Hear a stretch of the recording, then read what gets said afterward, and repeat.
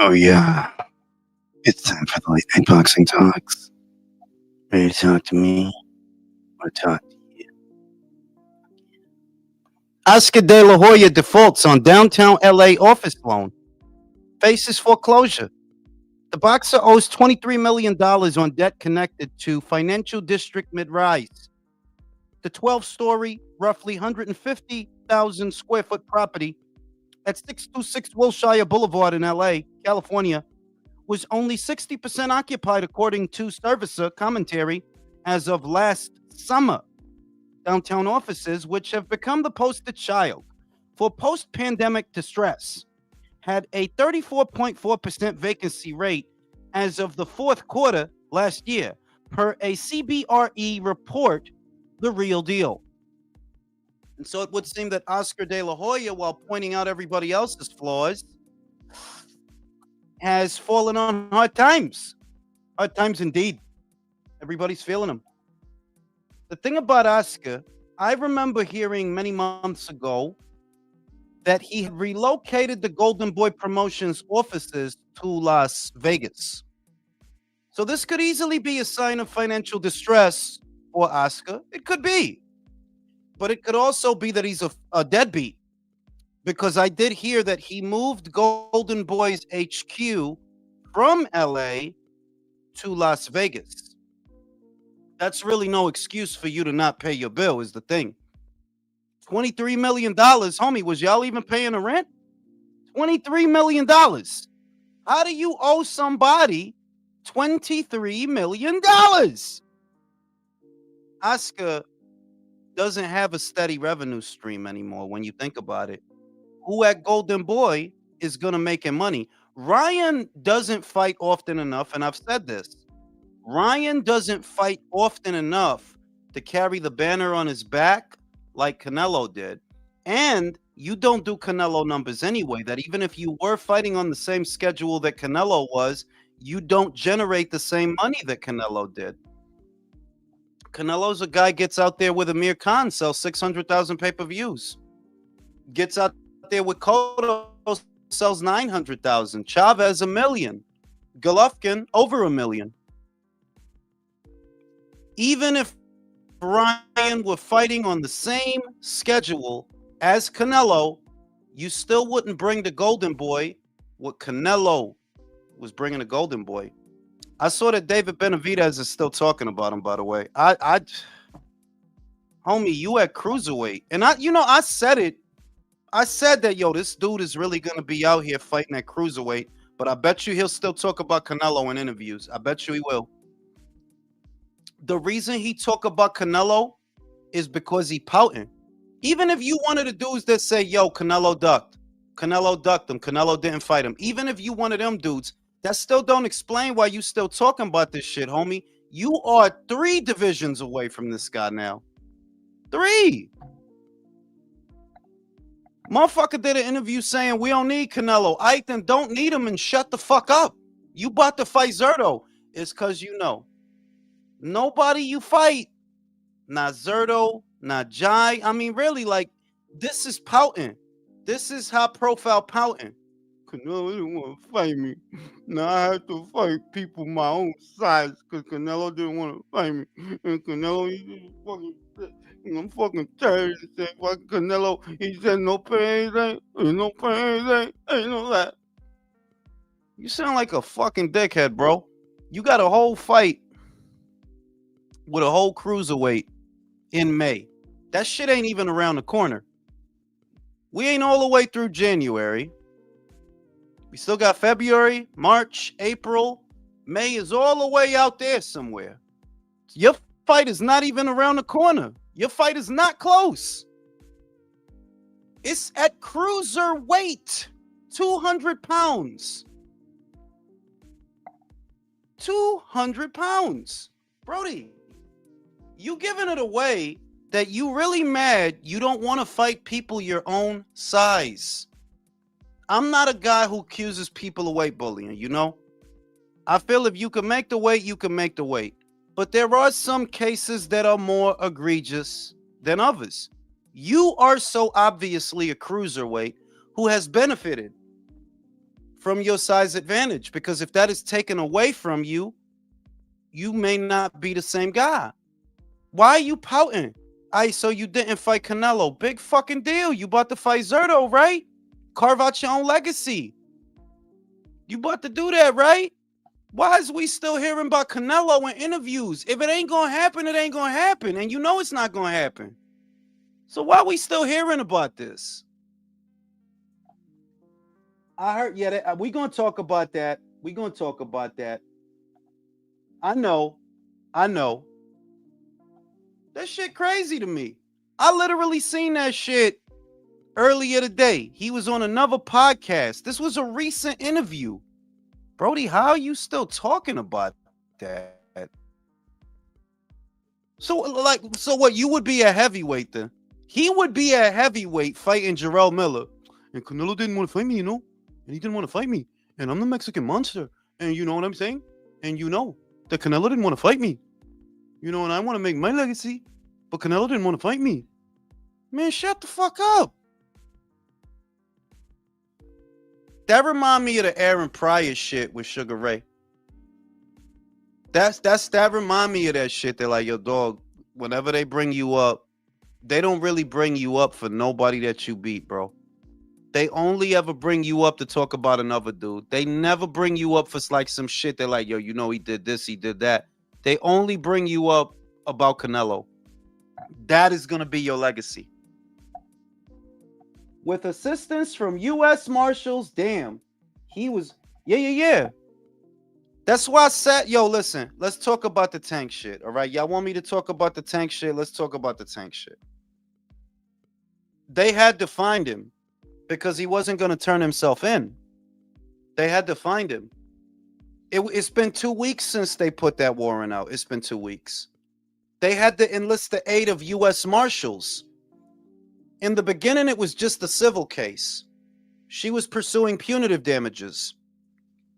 But because of the egregious nature of what happened, they couldn't help but also make it a criminal case. So the police get involved. You don't turn yourself in. Okay, now we're going to get the marshals to find you because this is now a criminal case. It ain't just that you got to pay her punitive damages for what you did. We got to arrest you because you went to that girl's job. You hemmed her up in front of her coworkers. You dragged her to the parking lot by the scruff. You tried to throw her in the car. What was you going to do with that woman if you would have threw her in the car and drove away? What was you going to do? You know?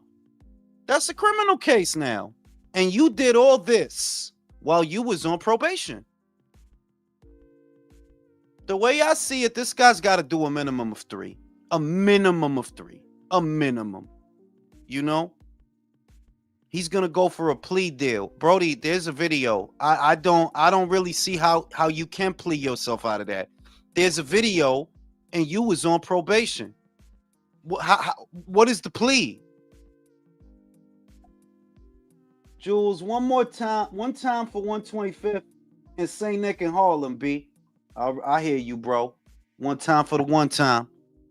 Yo, I heard that they moved the Popeyes on 25th. I heard they moved it down the block.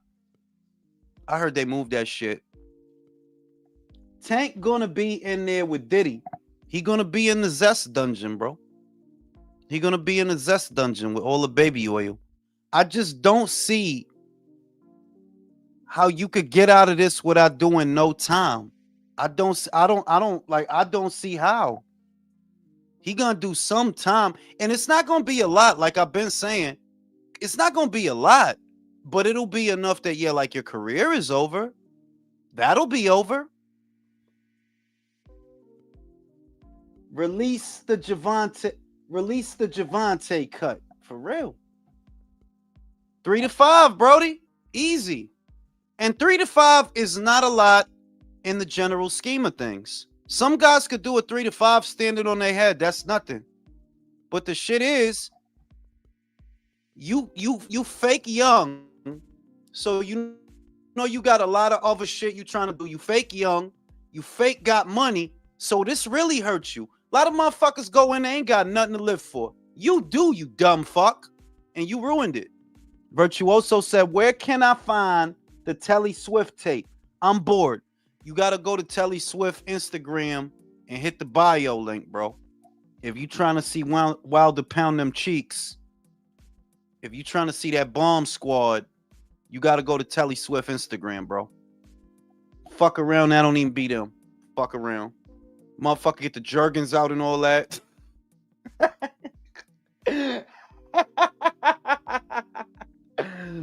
Motherfucker get the Jergens out. He got the Kleenex already, right? He play the music, turn the music on, and the shit don't even beat him.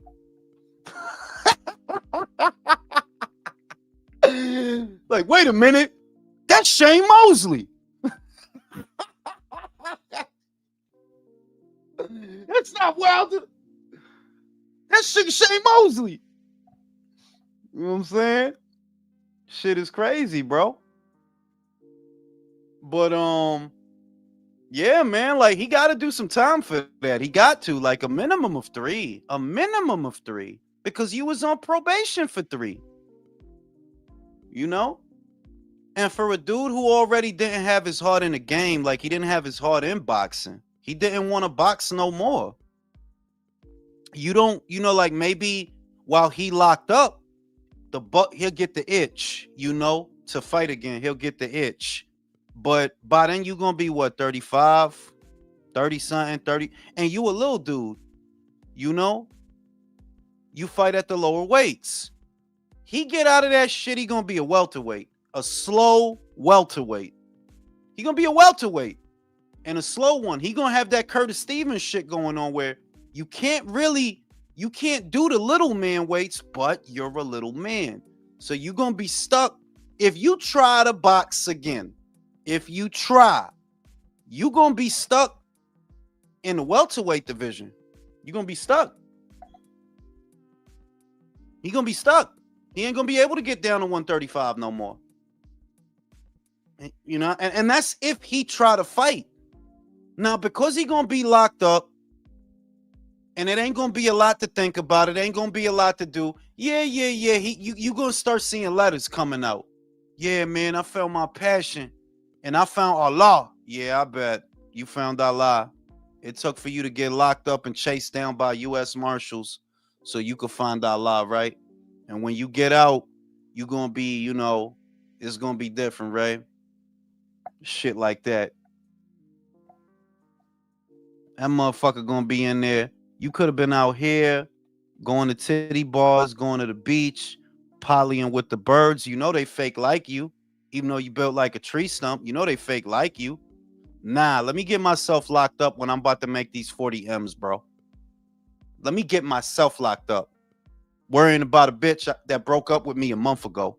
That motherfucker is dumb, bro. Dumb. But say la vie. Stupid is as stupid does. Drew, what it do? What it do? You know what I'm saying? Dumb They caught that motherfucker. light, baby. We don't know how they caught him. Like, we don't know what they did to him, right? Like, we don't know what the circumstances of the capture were. Because for all they didn't say, but you got to figure that, look, 2 weeks out from the warrant being issued out, you wasn't trying to turn yourself in. You wasn't trying to get caught. So they probably had to do some real, like, espionage shit. Like, they broke into Toys R Us and they found you in there and shit. He's playing with Some the dog action and figures. bounty hunter shit. Yeah, like he's in there playing with the toys and shit. Like, put your hands in the air, Javante. He dropped all the action figures and shit. Oh, shit. Put the G.I. Joe down. Hey, he dropped all his purses and shit. He was For like, real. All the fucking acrylic nails fell out. He was still in they caught him at Ulta, bro. He was with a blue dildo on his ass. Hey yo, Get her. hey Joe, you can't make bail or bond on probation violations or parole Nah, he violations. can't. Nah, he can't. Who doing all that? Right? It's not like For coming real. hacking. Yeah, but yeah, For real, because I somebody mean, don't come in here with COVID, bro. If you got COVID, sit this one out. I'm sorry, I'm recovering from the polio country gave me. oh my God. Yeah, because I mean, like before when I got arrested. I got arrested on parole, and then I thought I was gonna make bail or bond. They said your bail was $1. I said, what? And they said, you made bail. Guess who came to bail me out? Who? Parole. For $1. Uh-oh. That's how it Oh goes. shit! Yo, no, yeah. Like I mean, like he's not like we've been saying this. He's not fucked. It's not a homicide case, so it's not like real time. 3 to 5, this guys could do that standing on their head. The reason it's gonna fuck with him is because you had something to live for, you dumbass.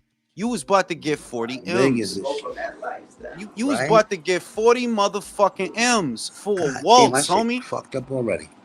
I mean, 43 is weird. People popping in and popping out, yo. So He don't got no People personality. popping in and popping out. I'm going to write StreamYard. Oh shit! Can you hear me? I can't hear Jules. Yeah, I can hear you. Again. You know what I'm Oh, saying? okay, no, I was saying what sucks for That's Tank Seth, is that man. Seth keep popping in and out, man. God damn. fucking You know what I'm Seth. saying? Fuck you, Seth. Nah, I was trying to say Seth, that. Freaking you What two sucks for Tank is that undefeated. Undefeated. Tank don't got no. Nah, cause that Yo. shit y'all phones. Cause that don't happen to undefeated. It don't happen. iPhone, It don't baby. happen to country neither. That shit In my really iPhone, iPhone, fucking, I'm baby. over here. Now I can't hear Jules, man. Nah, it is just fucking because I'm on an iPhone, bitch. And I'm saying that it's gonna hurt him because he's fake young. He's in his early 30s, right? He's fake in his prime, and you got money, and bitches want to give you pussy and all that shit, and you really fucked that up over a joint you wasn't gonna fuck no more anyway. Like y'all broke up a month before that happened. What's wrong with you, homeboy? What's wrong with 40, you? I'm $40 not- million. think in 4 dimensions, bro. If in 5 years Yeah. he don't got no personality. He don't talk good. He don't know shit. Like he don't got no skills. Like, when you get out, what are you gonna be useful for? Bro, that dude is going to job. Yo, he going to job corps when he get out. Bro, he going a second chance. He going a second chance staffing company, bro. Are we gonna Hey, get a? Are we? But are we? Hey, more importantly, are we gonna get a clap back Thursday tomorrow? Yeah, we gonna get a clap back I Thursday bet about you how this dude got back rent and shit. Oscar need to shut all the way the fuck up, homie. Like you just need to stop worrying about Zufa. Stop worrying about Eddie. Pay your rent, motherfucker. Pay your rent. What kind of motherfucker owes somebody 23 mil in back rent, homie? What the fuck? That's crazy. Wait, That's Oscar like owes Floyd that shit? owing 40 million in taxes. That's how much he Why owes? does he wait, Jules? Why does he owe that much for what? What a building? There's an or what? office. There's an office space. There's an office space in LA. Drew gonna know about this. There's an office space in LA. He owned like 160 square feet of this shit or whatever it was, and apparently he didn't pay the rent. Now, what I think, I don't know, but I remember hearing that he moved Golden Boy from LA to Vegas. I heard that shit months ago. That Golden Boy is now based out of Las Vegas. So I'm thinking, what, you just decided fuck them and fuck that, and I'm not paying that? Because that's what it looked like. Yeah, he defaulted on the note because he owns the building. How could he default if he owns the building, Drew? Because he probably took a second mortgage out on it, Drew, or refied. You know what? No, you know what? Yeah. You're right. They did say it was a loan. You're right. They did say I'm it was a gonna put a loan. lien on that.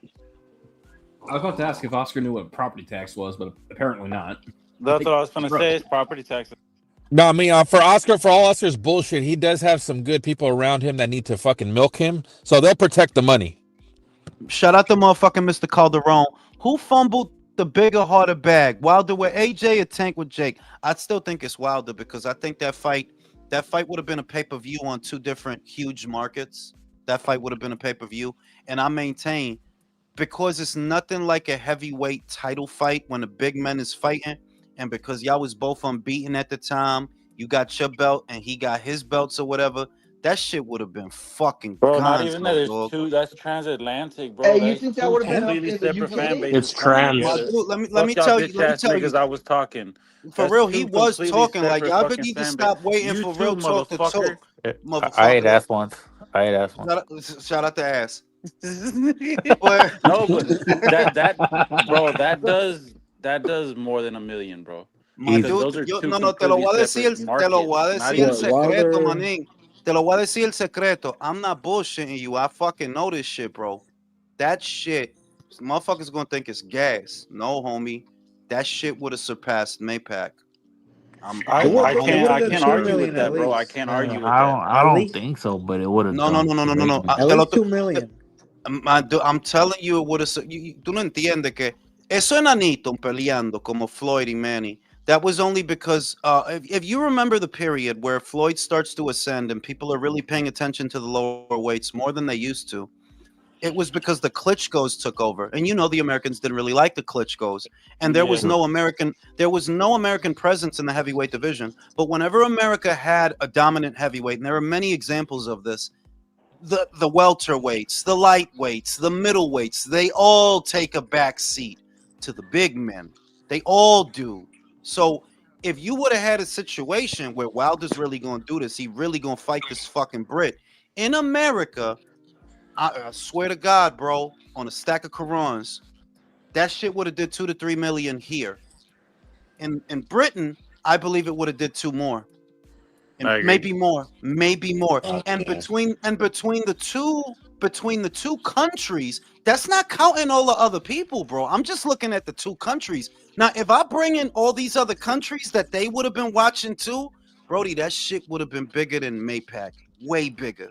Yeah, It's because nothing like when a there's big more man fight. comparisons you can draw, because And if there would have been if at you least think 2 or about 3 it, fights out of it. Floyd really wasn't even Definitely a that rematch. popular of a fighter. Like Floyd, his numbers got exposed after the Manny fight. Like he does Yeah, around 400K, right? yeah.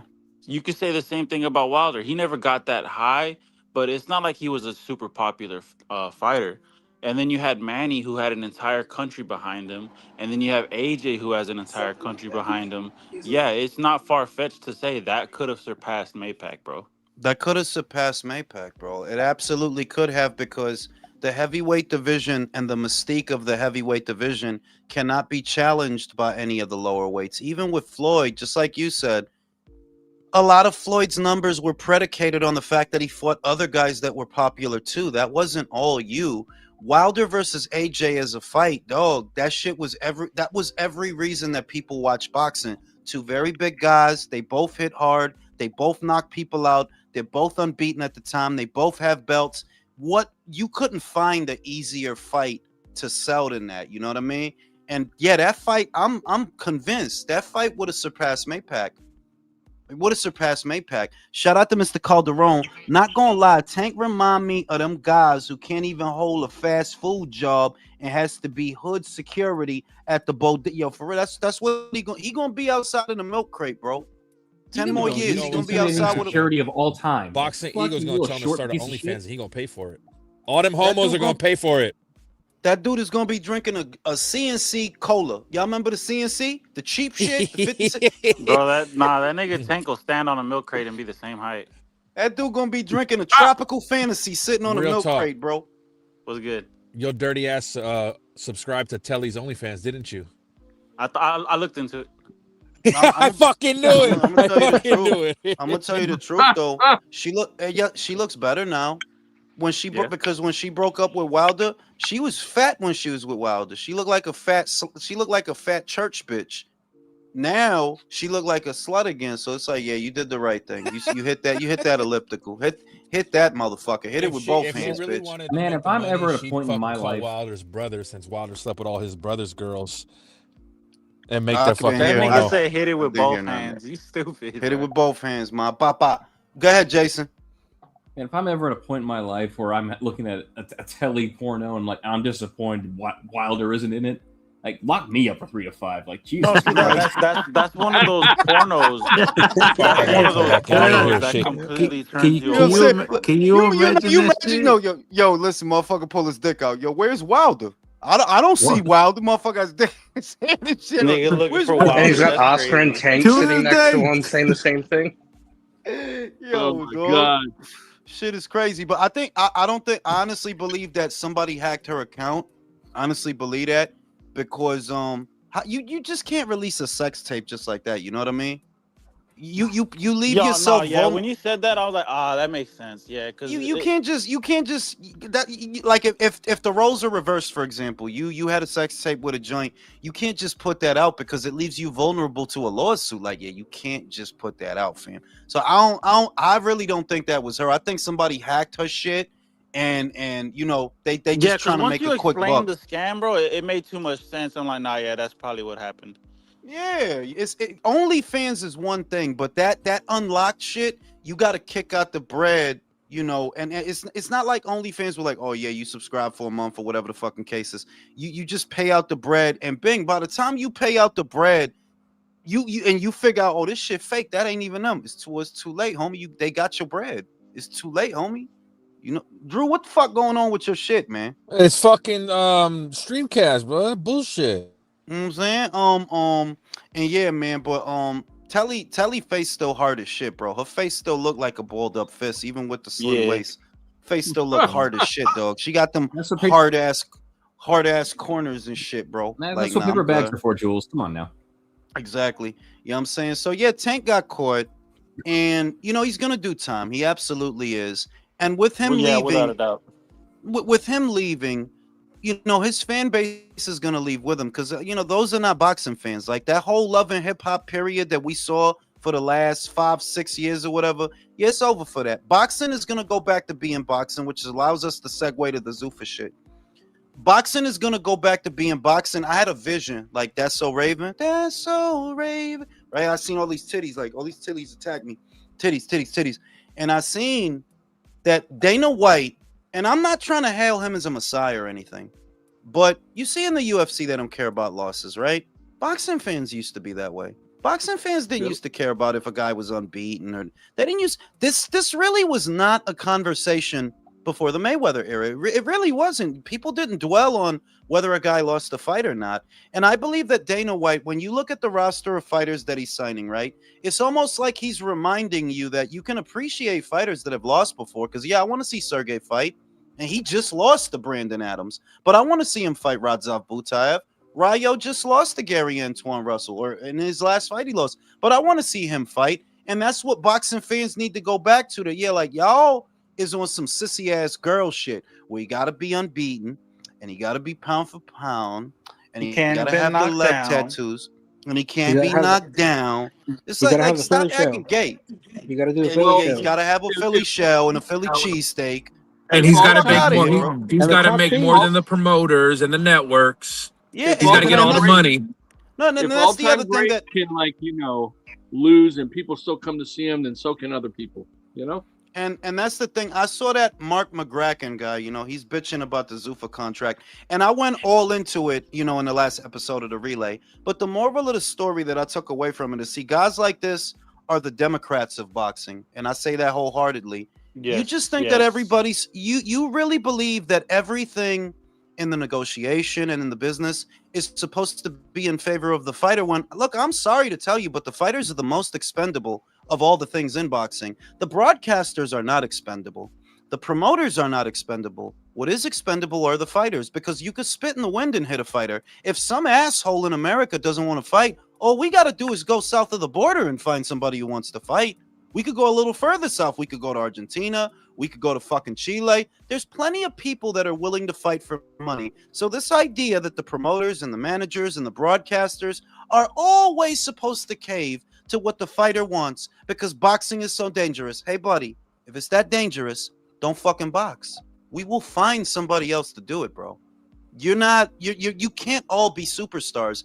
And that's what ruined the previous era of boxing. Trying to follow Floyd Mayweather's green print, everybody got it in their head that they're a star. Everybody got it in their head that they're supposed to get top billing. No, you're not. You're not good for none of the money you get. Most of you guys aren't good for the money you're getting. And it's about time somebody cracked the whip. If that's Dana, so be it. Because that's what boxing really needs to go back to. Purses need to come down.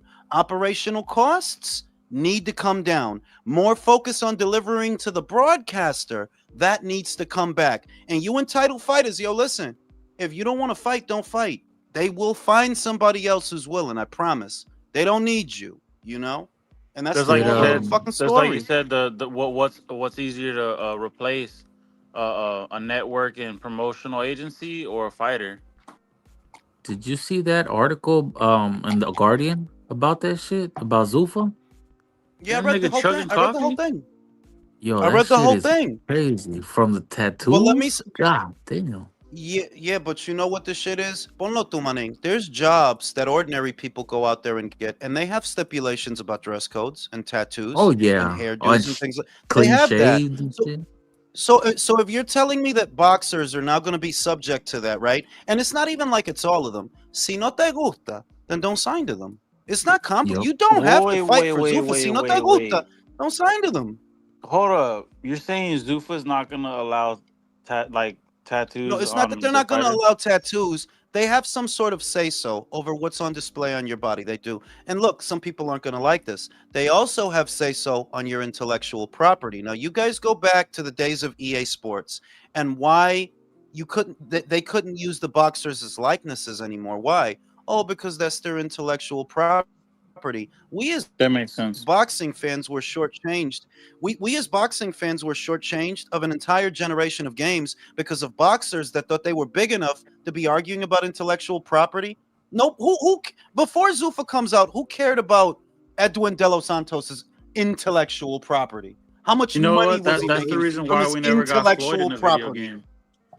Yeah, that's the reason Exactly. why we never got How Floyd many because he how didn't want to many people lose. cared about Sergei Boachuk's intellectual property, Ryo's intellectual property, that you don't decide that this is worth something until somebody else appraises it. And Exactly.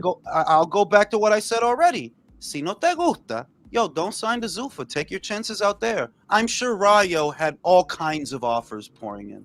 And Sergey, they had all kinds of offers to fight, for millions upon millions of dollars. Si no te gusta, fuck off or Berlanga. relocate. And this is the attitude they took. Let me tell you, fellas, when it came time to negotiate Devin Haney to be in the undisputed game, they told him to fuck off because he wanted the cover over Canelo. I'm not gonna be in the game if I can't get the cover. Get the fuck out of here. Yeah, and Devin, that one situation is the bookmark of this entire era. That Devin, you're not popular. Most people don't like you. If it's just you, you don't sell. It's already wrong that you've been able to make the amount of money you've made because it's come at the expense of two networks overpaying you for fights that don't deliver. So if you're saying, "Oh, I'm not going to be in the game unless," okay, don't be in the game. How many guys do you honestly think want to play as Devin Haney, bro?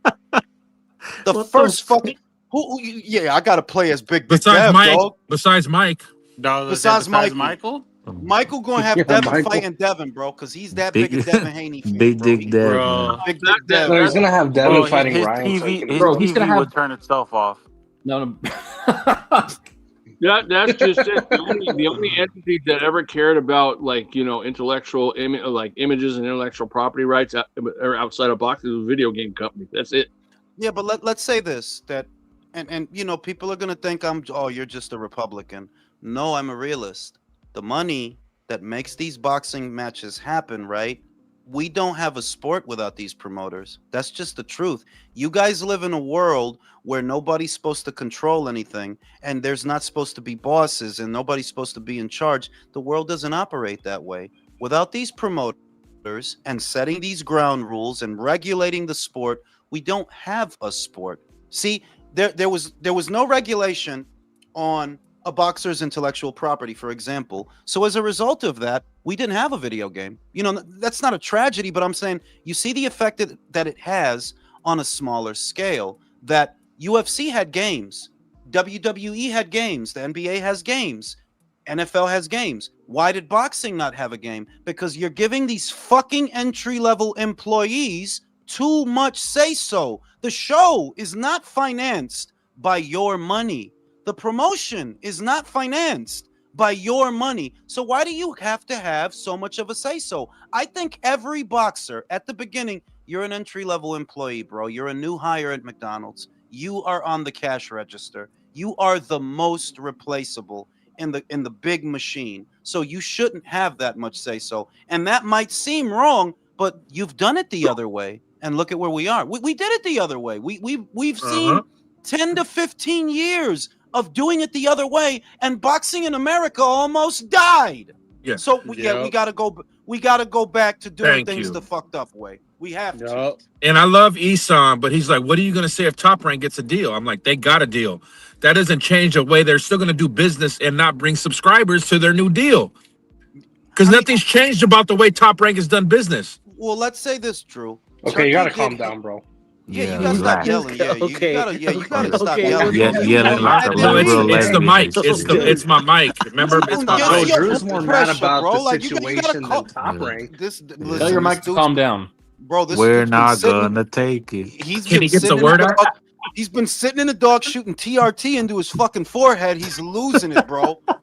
He's sitting on the toilet as we speak. Shout out to Mr. T.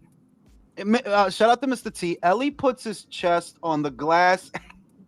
That's a bounty. That's a bounty. Whoa. Shout out to YouTube boxing judge. Blue Blood was saying Devin is the A side to Connor Ben.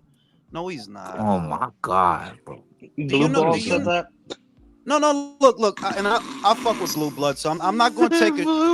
Wait. No, he said Blue Blood. He said Blue Blood. I don't fuck with Blue Blood. I thought he meant blood boxing. Said blue that's just that typical American dumb shit. Like, Brody, Devin is not the A side to anybody because he don't command the audience to make him the A side to anybody. Bro, Devin not even the A side to his baby mama. How could Devin be the A side? Yeah, he's not though. He's not. Hey, his young dog is. Yo, but for real. No, listen. Connor, without a belt, without being undisputed, without toda la bulla y todo lo peo, he just fought in like a fucking stadium, bro. 2 huge fights back to back. No belt, no undisputed, no multi-weight champion. All of that was just off of people wanting to see him fight. Maybe see him lose, maybe see him win. But all of that was organic. Devin is arguably the most manufactured and plastic fighter of the modern era, because you literally don't have fans like that. You literally don't. You just found a way to be overpaid for like 5 years. And I think it needs to stop. I could go the rest of my boxing fan life without ever seeing Devin box again. What am I missing, bro? What am I the jab? That's exactly why I want Tio. That's why I want Tio to win on Saturday, Jules. I don't need to see Shakur's shit no more. Yeah, but he's not much better, bro. Tio is not. You won one fight and turned into a fucking princess. I can only imagine what'll happen if you beat Shakur, bro.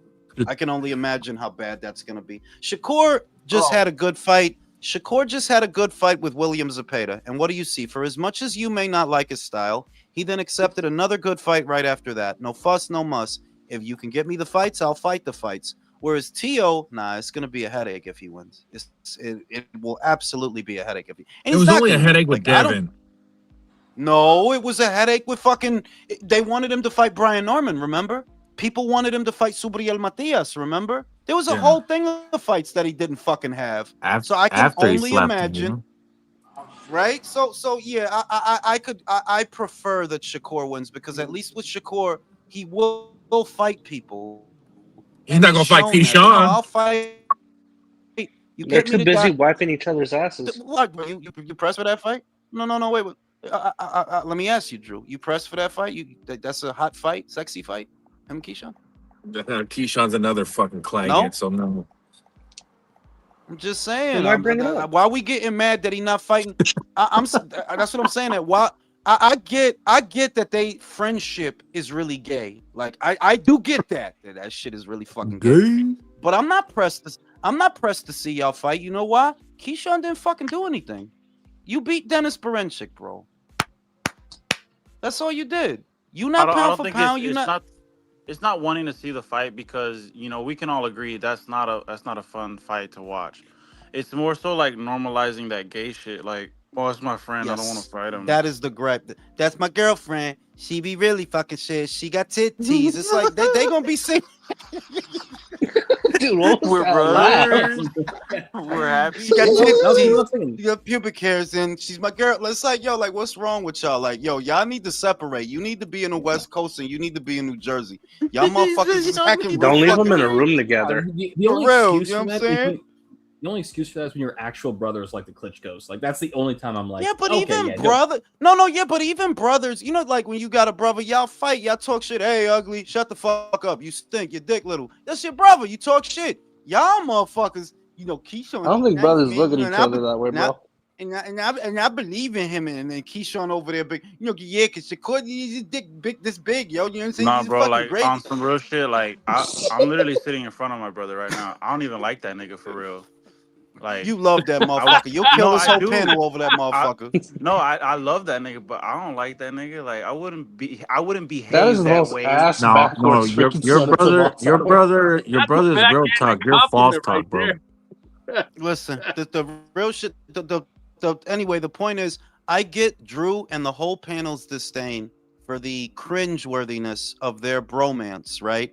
But ultimately, I don't care if Shakur doesn't fight Keyshawn because Keyshawn hasn't even been built in anything. You started fucking up so fast that now I think you're a burnout waiting to happen. Like, I don't know if he's going to win on Saturday, guys. I'm not saying that he won't, but even if he wins on Saturday, he's such a loose cannon. Yo, you look like a burnout. You do. You look like a burnout. Like you can't stay the course. And the only reason you're fighting this guy is because you fucked up some paper in Norfolk, Virginia. Shakur got you on his card, basically. You probably wasn't even going to fight if Shakur didn't say nothing. So you a burnout. I don't trust you no more. I used to trust you. I don't trust you no more. That dude is burnout. Man, here's the thing. I'm convinced in my heart of hearts Tio's going to win that fight. I'm done betting against him. I'm done being burned because I think like, oh, this style he should be against. This style he should lose against, and because he does this, that's like. Are he's you gonna saying fight Tio win. beat you into submission? Yeah, he beat his Yeah, meat. pretty much. Damn, Beat man, his that's meat, dude. bad. Listen. Listen. There's gonna be. The only reason a part of the reason I'm confident that Shakur is gonna get him is because I've had this attitude towards other fighters besides Teofimo Lopez. Like I was never really convinced of Felix Verdejo, for example. You know, they were bigging him up, but I didn't. Somebody's gonna beat him. Somebody's gonna. He's not it, right? And with Tio, it's kind of the same thing. The stars aligned for you to win certain fights, and you are a better fighter than I give you credit for. But this is it. You're not better than this guy. I don't believe that for a fucking second. No, I don't believe you're better than Shakur. Yeah, like this is the one. I absolutely do not believe that, dog. I don't. You don't win this. Then one. what if Tio And wins? it's okay. And the other thing is, it's okay if you don't win this one because Shakur's not going to beat you. He's not going to beat years off of your career. You know he's not that fighter that he's going to, he's going to fuck you up, beat you up, and you won't be the same. He's going to win a decision, bro. He's going to pity pat you. He's going to move, and he'll win a decision. You'll be okay. You can have other fights after that. And his career will go back to being interesting because after you lose to Shakur, you lose the prima donna shit. You're going to have to. You're going to be at the mercy of the elements after that, and you're going to have to accept whatever they offer you. They might offer you Gary Antoine Russell. Oh, well. They might offer you Devin. Oh, well. You got to accept whatever they give you because you're not a champion anymore. You have another loss in the column, and you're at the mercy of the elements. So it works out beautifully that if Shakur wins, it's not like Tio's going to disappear and be destroyed. He will have to accept other fights, but because he has less leverage, the fights will be better. They will be better. Just imagine Teofimo Lopez versus... Imagine Teofimo Lopez versus the winner of Duarte versus Hitchens, who I think might be Duarte. That's a good fight. That's a good fight. You could put him in. He get Oscar. He get Oscar. You know, it'd be a good fight. Good. You know, it'd be a good fight at 140. If Duarte wins, put him in there with Gary Antoine Russell. Yeah, absolutely. That's an amazing. That's an amazing fucking fight. That's an amazing fight. Another amazing fight is Duarte versus Pitbull. That's also a great fight. That's also Mexico versus Duarte, Mexico. Duarte versus Dalton. Give me that one. Another great fight. And these are fights, imagine that Lopez loses. If you stay at 40, there's an entire great assembly line of fights you could have. Teofimo Lopez versus Dalton Smith. That is a great fight that you could have. You could go to 147 also. You could go to 147. And you know what I could go for? Teofimo versus Brian Norman. I could go for that. I don't think Tio goes to 47. Yeah. He might. Because I think if he loses, he'll stay at 140 a little longer. You know what? No. Do you? No. Do you know why I think he would go to 47? Because the talent pool is deeper at 40. The fights are Cause more dangerous yeah, at 40. I can Well, see you that. think he's not gonna be scared to move up where Rolly has a belt and Mario Bari like, nah, that's shit. Mario got a yeah, I'm going up there. Mario got a belt That's up there. fair. Rolly got a That's belt fair. up there. Yeah, I but get a belt up there. Tio is gonna have to fight the 2 division champion Mario Barrios, dude. Like that's dangerous, It's bro. fucking heavy, Yeah. bro. It's fucking Ridley. Who's the fourth? Shit is Who's the scary, fourth you know? horse? Yeah, I wouldn't want to bet against And Rolly beating Tio. You know what I'm yeah, saying? Mario But and Handle that Rolly. Azteca warrior. now let's go over to Drew. Drew, when Turkey says he's got a big surprise coming up, what do you think he means? What do you think he meant? Because he He's said it gonna in flash reference. us. He said it in reference to Netflix. So can we expect Netflix to pick up one of these promotional outfits? Because that was the impression that I got. I think the Netflix is going to be the official home of the ring events, or something involving ring and his events. Yeah, that could be it. That could be it. That makes more sense than what I thought. That And every who ring is magazine. going to But- be the lead promoter for him? But wait a minute. The thing is, if Netflix in this scenario were to become the home of all Ring Magazine events, which would be awesome, by the way, because we all have Netflix, and it would be less of a strain on our wallets. It wouldn't be a pay-per-view because Netflix doesn't do these fights as pay-per-views. How is DAZN supposed to justify the $400 that they're now charging people? It was originally bro. That's a Len Blavatnik problem. Turkey owns 10%. The Saudi fund owns 10% of it. I told Chan, don't get that ultimate tier shit. Because I wanted. I told you not to get that shit, Chan. If you Now, listen. serious question, fellas. I told you not to. Serious question, fellas. Let's all gather around, look into the crystal cock.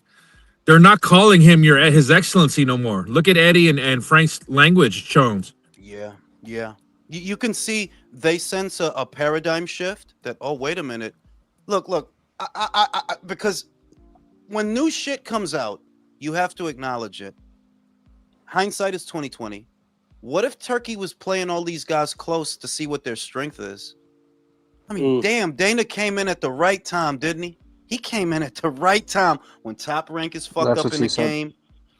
When PBC's fucked up in the game. Y'all picked the perfect time to launch this Zuffa shit. Y'all remember what he was saying whenever he was going up against Canelo? Yeah. Mm-hmm. Kind of feeling like, gotcha, bitch.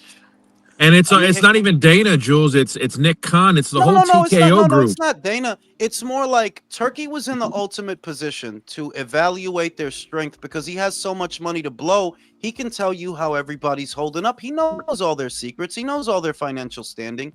He knows who's the competition and who isn't. And it's just like everything happened so perfectly that how could it not be by design?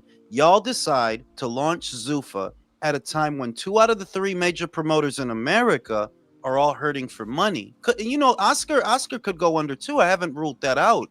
And it's like, now is when y'all chose to launch Zuffa. When there aren't that many fight dates out there for the fighters, so most of them are going to come to you anyway. You don't really have that much competition here. And really, you're the only promoter that's on a major broadcaster. You can't really count DAZN as a broadcaster because it's an app. It's niche. It's an app. Paramount is a broadcaster. They do movies, they do TV shows, originals, all the bullshit. And you're the only promoter that has a network deal. You couldn't have picked a more perfect time to come into the boxing space. So you're saying Turkey was a Trojan cock this whole time? A Trojan cock right in the ass, right in the brown. He punched him right in the brown. But look, and my problem is, Jules, everybody's...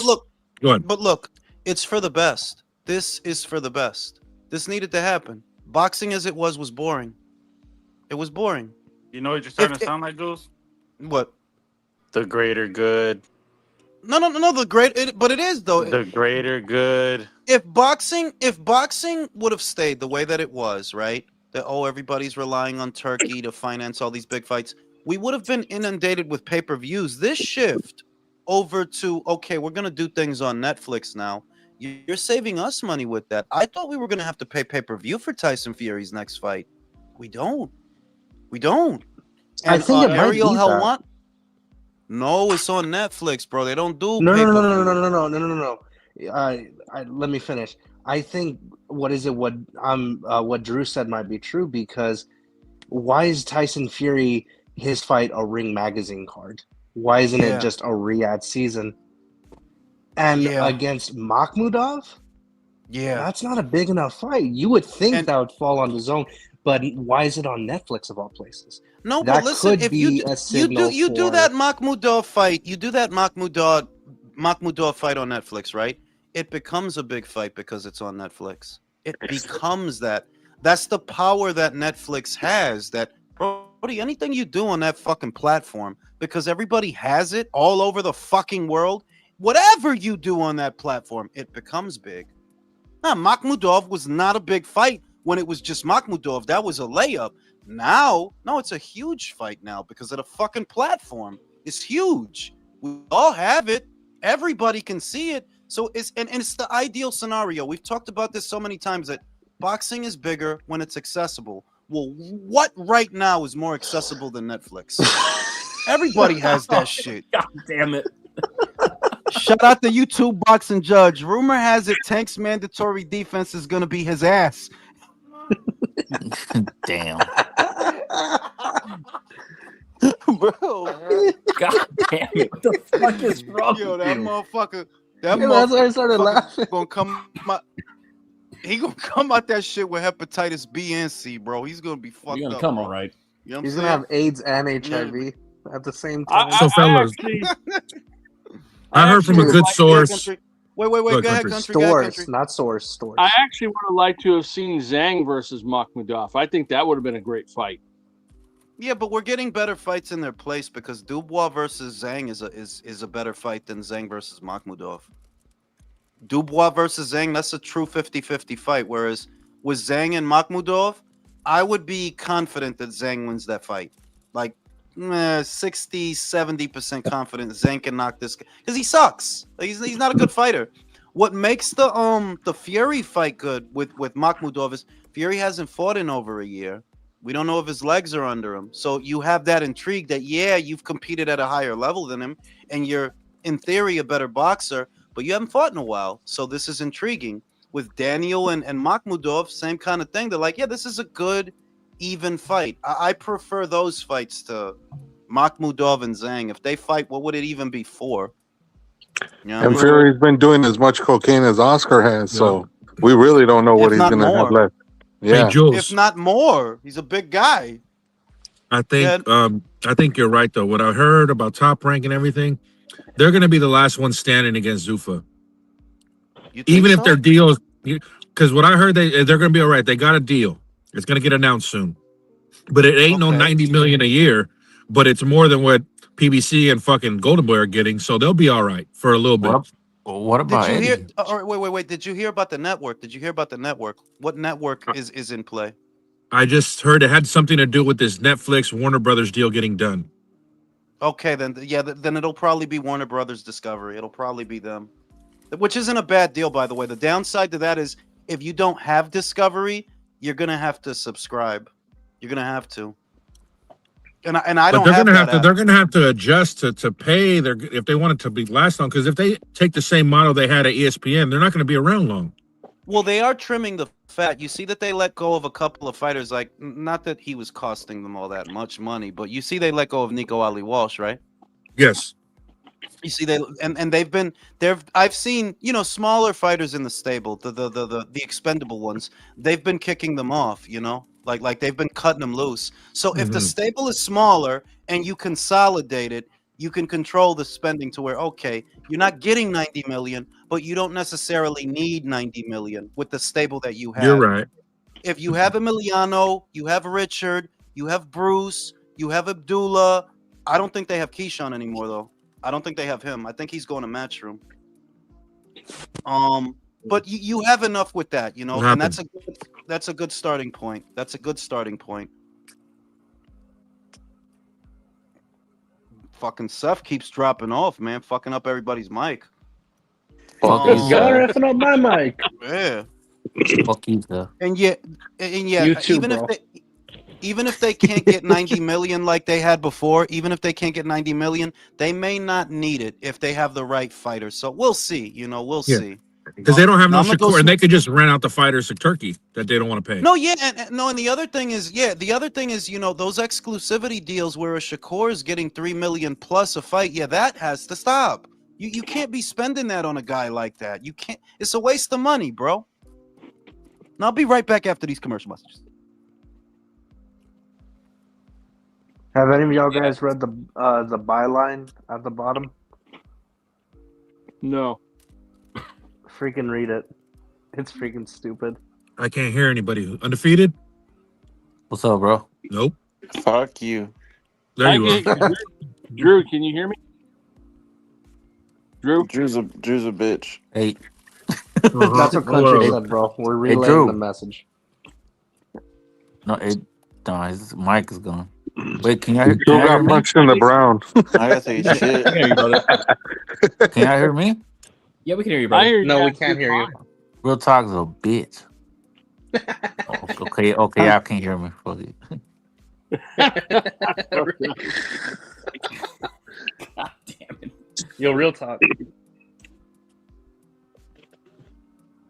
Wait, someone call real talk, dude. Is he still here? Hey, false talk. Hey, What, fucking bitch? stoner. Where are you? Real talk. I'm taking a shit. Damn. Oh, he said he's taking- dropping a bomb undefeated. Yeah, he's taking a shit. Hey, hey, real talk. Did you know that Pro Box is gonna be in Arlington, bro? Word? Yeah, but I mean, they ain't, it's nobody. It's gonna be like Renee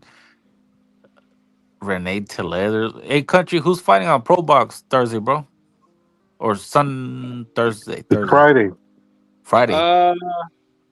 Ain't it gonna be Tellez? What's it? Renee Tellez or No, he's not on this card. The main event is this one Puerto Rican dude against the fucking Dominican guy, Castillo. Yeah. Like I thought- Starlin Castillo or some shit like that, I think his Bro, name they is. gave Tank a bond? Yeah, I Already? can't look it up right now, man. What's going on with I Tank? think Kelly's gonna be running all besides him fucking getting arrested night finally. from fucking. Well, you're saying that they Blackwell. set Tank's bond at 16K. That's That's it? pretty low. That's fucking low. What the hell is Damn. going on? Is he Somebody- gonna get off Yeah, again? Wait, that motherfucker was a fugitive on the run, and his bond is only 16 Even grand. my bond was He has a fucking bond 15K. period was like, what the fuck? Damn, what the hell That's did you do for crazy. 50? Yo, Florida fucking up, man. Like, how is he not the very definition of a flight risk? Yeah, no shit. They need to God. shoot his legs. Oh my god, this is crazy. He must have some wild ass pictures on some of these judges. Like, what the fuck, dude? 16K. 16K I know, for man. 16K for being on the run, and then violating probation. That's Like, crazy. not, Is this official? Like, Yeah. is this something, or is this just what people are saying? He out there running like talking about midgets gone wild and shit. Man, what the fuck? let me look it up, see what they're talking about. Yeah, I'd be shocked if his fucking bail was that low. That's crazy. Why would he run if it was that low? I mean, Right? Yeah, that's pocket nuts. change it, yeah. For real. I mean, 16K, that's only $1,600. That ain't shit. Bro, even my bond, They even my could have fucking got bail that. is They could have fucking went done 15K, bro. GoFundMe and raised that. Yeah, exactly. Wait, real talk. Can you hear me? Undefeated What's up, bro? Wow. country. Yeah, Oh, I damn. can hear you.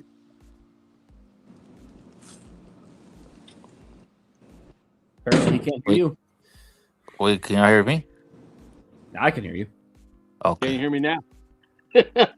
Nah, because what's crazy is my charge was a non-violent offense, and my shit was 15K. How'd that little fucker get 16K? That's crazy. Yo, Because Florida is crazier than Texas. in 2025, in July 2025, for domestic violence, his bail bond was $10,000. What the fuck? That's about That ain't right. nothing, man. That's low. While you're on probation, what the fuck?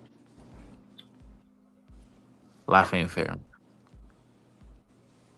Yeah, nobody said it was. Yeah, I mean that motherfucker. Like he ain't gonna do no 3 years. He'll probably serve like 18 months, and he'll probably be out after that. Bro, he's not going to do any time. He's going to do some community service shit. Like, Nah, he's gonna have to do time, Jason, because they gave him that shit for that fucking hit and run he got. You know they're not gonna just give him fucking more community service, especially Are when they? he didn't follow the first fucking set of rules that he got put on probation for. Like if you think about it, you're on probation. You go and you beat up a bitch at her job. You have a history of crime. You have to do minimum 3, but I don't know if he Yeah, bro, but will. he won't serve the full 3. He'll probably do closer to 2, and then they'll let him out. But he's About, gonna do some time though, for sure. about 18 months. I don't know. And Yeah, I'm that's pretty what I'm sure. thinking, Herb. At least 18 months.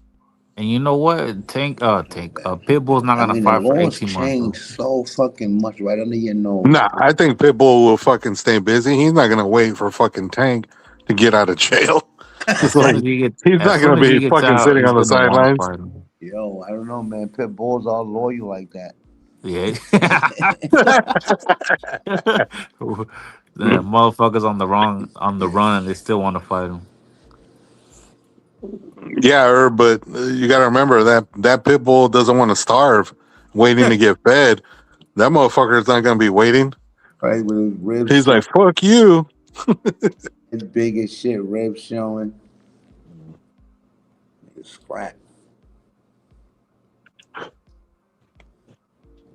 yeah. But let's talking about the Saturday. Is anyone else with me that Tio's going to somehow find a way to win this fight? It's Honestly, possible. Look, Jason, I've been listen. kind of thinking about that. Like, I think if Shakur's hands get fucked up, I think Tio could steal that fight. I got Till. Yeah, but his hands didn't get. Yeah, but his hands didn't get fucked up with William, bro. They kind of did, Jules, because he complained about it after. He not He both, compla- but one of them All right. got messed up. What I'm saying is his hands got messed up. I think in the last 3 fights that he's had, he's complained about his hands after the last 3 fights, and I think that's why he sat out the rest of the year last year. But what I'm saying is it didn't stop him from performing. It didn't stop him from landing his punches and throwing his punches. And this is not going to be a shootout. If his hands didn't get beat, if his performance was not hindered in a shootout where the real guy throws 3, 4, 5 punches at a time, it's just hard to imagine that it's going to get fucked up with Tio. That's not going to be a fast-paced fight, bro. That's going to be a 1 at a time, 2 at a time fight, bro. 1 at a time, 2 at a time. Look at him, feint, move, throw a jab, move, throw another jab. That's what that fight is going to be. I hear you, Jules, but part of what we were predicating the Zepeda Shakur fight on, at least before the who did he fight twice before that? His name's slipping my mind. Zepeda. Farmer. Tevin Farmer. Before that, we were like, yeah, Zepeda throws a lot and he hits hard, and then we got to the impression like, oh, you don't hit that hard. Are we sure you're the guy we all think you are? Whereas with Tio, Yeah, but like, that fight, him, that fight looked exactly how I thought it would look. The Zepeda Stevenson fight. That fight played out exactly how I thought, and it was difficult. But that's that fight is a big part of the reason I think he can beat Tio. If you can handle a guy who's going to be in your face and he doesn't really care, he's going to throw 3, 5 punches anyway, whether he gets hit or not. Yeah, you can handle Tio because Tio doesn't throw that much. Well, he doesn't have Zepeda's work rate. And as far as his power, yeah, maybe he hits a little harder than Zepeda, maybe. But Claggett stood in front of you for 36 minutes. You didn't even knock him down. Shakur's gonna be the exact opposite of that. So I got to go with Shakur. If I'm wrong again, I'm wrong again. But I got Shakur. But Jules, 121 Shakur. just the thing is, I think if Tio resorts to trying to box, that's not going to help him. So I think in his mind, I think he knows he's going to have to be the aggressive one, because laying back and trying to wait for Shakur to do something, that shit ain't going to work. So Oh I think yeah, he but we've knows he's seen going to him have try to to press do him. that. We've seen him try to do that, though, is the thing. It's not like we haven't seen it before. We saw it in the Sandor Martin fight. You got knocked down 2 times. We saw it in the Jermaine Ortiz fight. After the fight, some people But thought he those two won. guys are bigger than Shakur, though. Those are not. Shakur's not 5'9", 5'10" with long ass arms. He's He's like taller a than 5'7" Theo. dude. He's a No, no, no, 5'7" no, dude no. who's He's kind not of a 5 small. foot. That dude is not 5'7". He's at least 5'8", 5'9", and he's noticed he's. You could see he's a little taller than Tio. Little taller, marginally taller, marginally longer arms. Tio has short arms, bro. If No, you yeah. struggle, if you struggled with, you know, I know why you guys are making the case that we've been wrong about this guy a lot. I get it. But I'm like, if you struggled with Sandor, what, you're not going to struggle with Shakur. Why? Why wouldn't you? I hear you, Jules, but these are the same reasons we had for Barboza. And like, oh, he's going to have to be on the aggressor with Barboza, and he's not going to be able to do this, that. And then what happened? He made Barboza the aggressor. Fair enough. Fair enough. Fair enough. But I still got Shakur, bro. I don't see it. You know, and I've been wrong before. I'm willing to be wrong again. I don't see it. Yo, it's true. Tank's bail bond is $16K. Like, Wow. That's crazy. $16,000. And that motherfucker running over 16K. What the Wow. Listen, man, dude, that's not a smart dude, bro. Shout out to the Gooch. Isn't Netflix inflating fighter purses? In a manner of speaking, they are, Gooch, and I wanted to talk about this more. They are inflating fighter purses, but not at our expense. You see what I mean? They're giving the fighters these big purses to do these fights, but it's not coming out of our pocket because the fights they do aren't pay-per-views. And this is the most ideal scenario. Their platform is so big, they could get the money back in fucking ad revenue. I was about to say, Jules, if they were charging people $50 for a Netflix subscription, then you could say they were charging the fans. Exactly. Right now, because I don't be knowing what the fucking shit costs. I just subscribe. But a Netflix subscription is way cheaper than a DAZN subscription, bro. It's way cheaper. You could subscribe to fucking Netflix for $8.99. Right? What? What the hell was that? Who's that? Yeah, I don't know who the fuck that was. That wasn't funny. Stop trying to be funny. Everybody wants to be a fucking comedian. Yeah, like a Netflix subscription is only $8.99. A DAZN subscription, typically the cheapest one, is $19.99, and that's if you sign up for the annual, like I did. That's what it comes out to, $19.99 a month. If you do the monthly shit because you don't want to sign up for the annual, it's $30. About $40. You're an asshole. You put fucking Tank in a dress on the thumbnail. Yeah, what the fuck? That's typical relay shit. He's done with Tank. Like what? Yeah, It's shit, just I've done funny worse than because he picked a nice little cute dress with the color, with the fucking unicorn. But what I was gonna say was DAZN has a real problem, dog. They have a real problem. Yeah. If what Turkey's gonna do now is funnel all the Ring magazine cards to Netflix, and that could be his big announcement, right? How is DAZN supposed to justify the uptick in the price? Like I think they said what, 12 pay-per-views a year, 12 or 15, some crazy number, right? Okay, what are they gonna be? Because they're not gonna be Ring magazine cards. Johnny They gotta be versus Dave laundering Allen. money, Jules. They gotta be laundering money through the zone, right? Yeah, like plutonium money or something. Because I'm like, bro, how do you now justify charging double double the price? If you're $400 for 12 plus pay-per-views a year, okay, and what are the pay-per-views gonna be? It's not gonna be Tyson Fury. Ariel Helwani took the words out of my mouth, even though I said it already. Netflix is gonna make a play for Joshua Fury. They're gonna make a play for that, and they're probably gonna get it because they can afford it. And if you're not doing Fury's comeback, and you're not doing AJ Fury, you may not even do AJ's fucking fight the way the shit is looking. Yeah. You might end up on Netflix. And Frank ain't got nothing to do. Frank said I didn't have nothing to do with this. So who's to say Frank is even the point man for Netflix promoting the actual operations? No, he's not. It's going to be TKO. That's Turkey, Dana White, and TKO. I mean, like, yo, they swept the rug from under you, which goes back to what I'm asking. What is the zone gonna do? Because you cost a lot more than a superior platform. You get Netflix, you don't just get fucking boxing, you get everything. How are you supposed to compete with that? Yo. Again, that's a Len Hey, Blavatnik problem. If he wants to It's a keep let if he wants to keep, what did he recapitalize at? Another couple billion this last year? You know what I'm saying? Shout out to the Like, motherfucking Gooch. Shout out to the Gooch. What the fuck?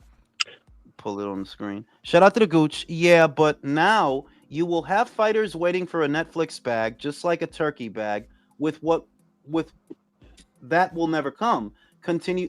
Not really. Not really. I don't look at it that way because the only concern that we need to have, right, as consumers, right? The operational costs are their problem. They only become our problem when the price for us to watch boxing goes up.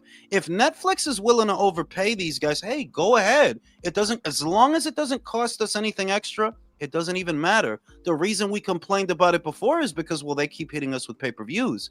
Everything is a fucking pay-per-view to satisfy what these fighters want. Then it's our problem. If Netflix is going to give this to us as part of a subscription, I don't need to worry about none of that shit. It's not my problem. It's not my problem. So, nah, I'm not worried about fighters being overpaid. Long as it doesn't cost me anything extra. I don't give a fuck. You know what I mean? You think Right. Netflix will get the Paramount Joshua Plus comeback? courses mean nothing. Yes. They're absolutely. They saw Poss- the metrics, bro. After Yeah, Joshua Paul, they saw yeah, the but women. They saw the women metrics after. I'm telling you, bro, that shit did fucking numbers. And the algorithm for AJ searches in Netflix, they're what? definitely gonna want that fight. Yeah, they Dude, want I it, but saw can they? TikTok videos where Because all these hoes were creaming their panties after they saw him. yeah. but Tell them, isn't he a Drew. Crazy. Drew, DAZN tell them. partner? Tell these niggas. Drew, you got to calm the fuck down, bro. God Fucking damn. It's my talk mic. like No, I'm trying to lower my mic, bro. Fuck. he talked like a liberal lesbian and shit. No, I didn't Oh, say all of oh, that. come on now. Just I Come don't got to on. saying. worry about what that fucking low life in Texas says. Fucking. Listen. Hey, With hey, hey, AJ, hey, hey. with AJ, there's like this You leave big my state out fee. of this whore. There's this big fee that they're gonna have to kick out to DAZN, right? And the Yeah. upside for DAZN in this is that, you know, one, Netflix can afford to kick it out because it's nothing to them. But two, if you're DAZN, we're getting pure profit. When you kick out that fee, right? It's not the same as us doing his show because we have to spend the money to do his show. We have to pay him. If we let you guys do it and we get a commission for it, that's pure profit that goes towards our negative because they've been operating in the negative for years. Now you're starting to get money. So it's like, yeah, it's better for y'all. Just let them have him, bro. Just let them use him, bro. You get some money out of it. You don't have to spend any money. It goes in your pocket and you're fucking good to go. And you can use that to do other shows, smaller shows, to fill up your catalog for the year. It's better for you, you know, because Ariel brought it up. He's one of the only people that brought it up. But it does matter that, like, yeah, AJ has an exclusivity deal with DAZN. Katie Taylor has an exclusivity deal with DAZN. At this point, what is better for DAZN? Renting out the fighters or using the fighters to draw subs? And I already said it. DAZN can't advertise to people outside of DAZN. If you're doing a fight, nobody fucking knows about it, but people who have DAZN. Netflix, if they doing some shit, everybody knows about it. It's a fucking worldwide event. So just rent them out. Whatever fighters Netflix wants to use, rent them out, collect your commission, and put that towards all the money you burned when you started out because you need to start making money. You've been operating at a negative for years, you know? And what government owns a portion of the zone that they can approve the guys to go over there? Right? Shout out to the Gooch. Bullshit. It will affect the rest of the market. It always does. No, because Netflix is not using any old fighter. You acting like they're using fucking Carlos Adames or something. Like, Why the Dominican gotta get it? Why the Dominican gotta get the you know what I'm slander? saying? Like they're using guys that would normally cost you, Gooch, and me, and everybody on this panel. They're using guys that it would normally cost us extra to watch. They're making it easier for us to watch it. You're saying, oh, guys are going to be waiting for a Netflix bag. Who, fucking AJ? Because he struggles to get a bag? Because Fury struggles to get a bag? Like, nah. This is the ideal scenario for all of us. The price of boxing comes down. Boxing's profile goes up because it's on a bigger platform, and the ad revenue pays for it all. This is what I've been saying boxing needs to go back to. Boxing can be on terrestrial television if the ad revenue pays for all of it. Because if it's on terrestrial television, you can reach more homes, more people, see more commercials, which produces more money, and we don't have to pay extra. This is the perfect scenario. If anything, I hope they do more boxing matches. More. It's perfect, you know? As long as they're legit big boxing matches, like Fury AJ. Yeah, yeah. But even Fury, if you think about it, if it were Frank Warren on DAZN doing Fury's comeback, don't forget this guy made Moses Italma versus Dillian White a pay-per-view. You think he wouldn't have made Fury's comeback fight a pay-per-view? If he were the one doing it, it would have costed us extra. But because Bro, it's he on would have Netflix, double pay-per-view. You would have Exactly, had a pay-per-view to buy this pay-per-view. but because it's on Netflix, we get to watch it, nothing extra. So it's a beautiful scenario. Like, you can't complain, bro. You can't complain. It's a beautiful scenario. It's just You know. evident though now that the takeover is in full effect. Turkey It is, swindled though. all of them. It is, though. Like I will say that because you doing things this way and the way that Frank put it, that I'm not involved, I don't have any control over this. It's like, yeah, they went over your head, bro. That's your fighter they're using. That's your guy. That's one of your flagship guys. And they went over your head and poached him. It's good for us. Not good for you, but it's good for us, you know? It's good Well, for that's what us. Frank's giving us Moses Atalma and all the pay-per-view shit he's been giving us. No, but not for nothing. Isn't this kind of what people were warning about when Turkey first got involved? Like, yeah, he's a golden goose now, but he's gonna screw you in the end. But all they saw were dollar signs. And it is the only thing you could say that is it a complete butt fuck with no Vaseline? Frank still gets a commission for him using Fury. He still gets a commission, you know, because he's still your fighter. He still gets a piece of that action. And it's the same as the DAZN thing I just said. Frank gets a commission, a piece of Fury's purse, without having to spend any of Queensbury's money, making that pure profit. It creates a cash surplus that you didn't have to go into the budget to do a show. Somebody else is using your guy. They're doing a show, and you still get to make some money without spending nothing. So is it a little fucked up that they went over your head? Yeah, but it's good for you too. You might as well let them do it, bro. How many people were seriously going to buy Fury versus Makhmudov as a pay-per-view? Nobody was going to buy that shit, bro. They were not as a pay-per-view, bro. But if you do it on Netflix, yeah, it becomes a global event just because of the size of the platform.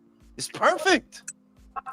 That's true, but at a certain point, if this keeps happening, fighters are going to go, well, why the fuck do I need Frank Warren or Eddie Hearn? That's the whole point. They're doing it. Well, I will say there's some things that still require know-how. See, in America, Dana White already had brand. People know Dana White in America. Boxing people know Dana White in America. He has an established brand and a profile. But the UK fighters are always going to resort to either Eddie or Frank. Turkey can't change that. UK fighters, grassroots fighters coming through, they're always going to resort to signing to Eddie or Frank. So he's not in trouble. The Americans are actually more in trouble than Frank or Eddie because they operate just in America. Well, so does Zuffa. And you don't have nothing to compete with them with. Nope. What does PBC compete with them with? What does Top Rank compete with them with? Golden Boy. What do you have? Ryan? And there's a reason, Jules, you did that relay a couple of weeks. There's a reason Dana and Nick Khan purposely wanted to be seen at the amateurs tournament out here in America. Well, yeah, they want to establish that relationship where they pick up the blue chip amateurs.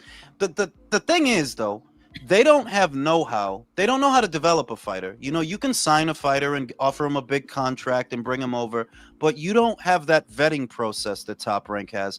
And I don't think you can duplicate that. It takes years of know-how to do that. You know, you can get managers to bring you fighters and pay them a commission for doing so. But there's some things you can't buy. You can't buy know-how.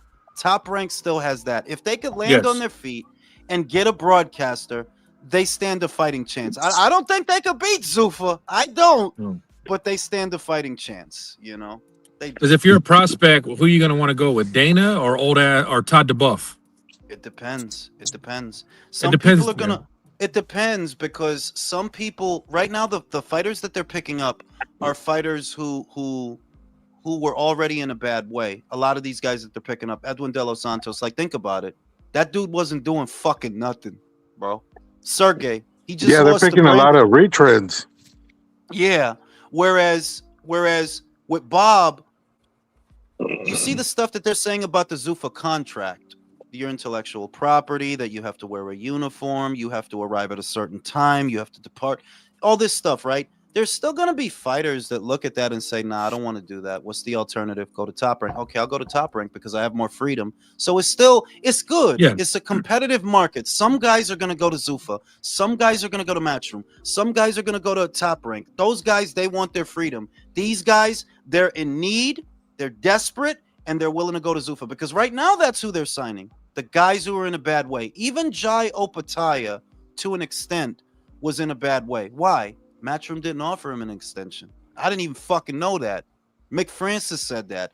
I thought they poached him. No, Mick said they didn't offer him an extension. They were going to cut him loose. Well, yeah, Jules, because like you said, Jai just doesn't draw even in his part of the world. Yeah. So right now, they're in a strong position, Zuffa. But make no mistake, it is what I said. They are picking up a lot of castaways. I expect Stanionis to go over there. I expect Igis Kavaliauskas to go over there. If Yanni Beck loses his belts, he may go over there. And I don't know what's going on with him and why he hasn't lost them yet. But if he loses his belts, a lot of the guys who were fucked, they're like, bro, you don't draw any money, you don't make any money. Those guys are gonna go to Zuffa, and because some of them are actually good, it'll strengthen the stable. Like, put it this way: if you've got Yanni Beck over there and Brian Castano, right? Hey, that's not a bad looking stable. So if it starts to look like that, but these are all guys who they need help. They don't draw anything. Promoter doesn't want to keep kicking out money for fights that aren't going to fucking sell. How long has Top Rank been wasting money on fucking Yanni Beck, right? For like 5 years. Right? You might as well go to fucking Zuffa. You're better off, you know? What's the future for the sanctioning bodies? Because I know they're panicking right now. They'll have less control and less presence. If this legislation is the way that it looks, and it looks bad for them, they will have less control and less say so. Because it's not even that they had control before, it's that they were free to do whatever they wanted. And because the chaos benefited certain promoters and their fighters, they go along with the chaos. But if legislation now dictates that you're not at liberty to provide a belt for whoever asks you for one, yeah, you got to play ball. You got to play, and I think you have to play ball with Zuffa. You got to play ball. What it does is takes away a lot of the leverage they had before. They don't. Their leverage isn't as good as it was. It wasn't. You know what? It wasn't really leverage. It was more of a partnership. That you're a promoter country, and I mass produce belts. You have a fighter. You don't want him to fight this fighter for this belt. What do? I make a belt so that your fighter doesn't have to do that. It was a partnership. Like when you think about what Gervonta Davis did at lightweight, that's what that was. Lomachenko was WBA super champion. Gervonta didn't want to fight him. What does the WBA do? They come up with a regular title so that he doesn't have to. That's not really leverage. Those are favors. Yes. But now, since you're not at liberty to do that, you're not at liberty to keep pumping out titles like a fucking Pez dispenser, right? You're going to have to play ball. You're going to have to do what Zuffa says, unless you want to go international, away from the Ali Act, because we talked about that the last time, that the Ali Act is only actually a thing in America. What if you make a fighter for a British? What if you make a belt for a British fighter? What are they going to do then? Yeah. Can they tell you what to do? WBC is based out of Mexico. If you start pumping out alphabet titles for British fighters, for Russian fighters, who cares about the Ali Act? It's only a thing in America anyway. Yep. I don't even know that they. I mean, Jules, what it was is the sanctioning bodies allowed it to be an unregulated sport. They don't want it. They never wanted it to go corporate with corporate sponsors, corporate expectations, and what comes with that. Like, case in point, if it was a real corporate sport, Ryan Garcia would have got fined for not showing up today, like every other athlete in a professional sport. Exactly, They don't want that. And that's what the people in boxing are against. They want it to stay the wild, wild west because it leaves room for their dysfunction, for their corruption. Even if the fucking ship is sinking with them on it, they prefer the chaos because it leaves them wiggle room to not be accountable for nothing. What Dana White is really bringing to boxing, honestly, is accountability. Because that's what was missing. If you enter into a deal with a broadcaster, you're accountable for the metrics you do or don't bring. If you're a fighter, you're accountable for the fights you do or don't have. One thing I love that's in the contract is, yo, if we offer you a fight and you don't take it, right, we get to extend your contract. Yeah, fuck you. You don't get to just come over here and waste fucking time and think you're going to have your pick of the litter. No, I don't want that fight. No, I don't want that fight. That's that bullshit Keyshawn was talking about on the Sean Porter podcast. Though I would stay for Tio. Or I would stay for this fight. Yeah, I'm sick of that shit. Y'all motherfuckers is entry-level employees. You need to fight who they tell you to fight. How about that shit? Yeah. Fight who they tell you to fight. If boxers are like, it's like if the fucking Super Bowl champ wanted to play the practice team every year for the Super Bowl. That's what they want to do. Yeah. Go ahead, undefeated. Yeah, ain't that some shit? He was like, "Yeah, I'll stay for Dalton in the UK. That'll be man." But you don't want to. You don't want to fight Russell. Yeah, He's right there, bro. And this is from a guy, you know, yeah, Keyshawn, amateur Olympian, who fucking cares? That was years ago. Brody, you won one belt at one weight. You won a WBO title from a random Ukrainian, and now you want to be a shot caller already. You won one fucking belt, bro. You won one. Marvin Hagler was not yet a shot caller when he beat who was it, Antifermo?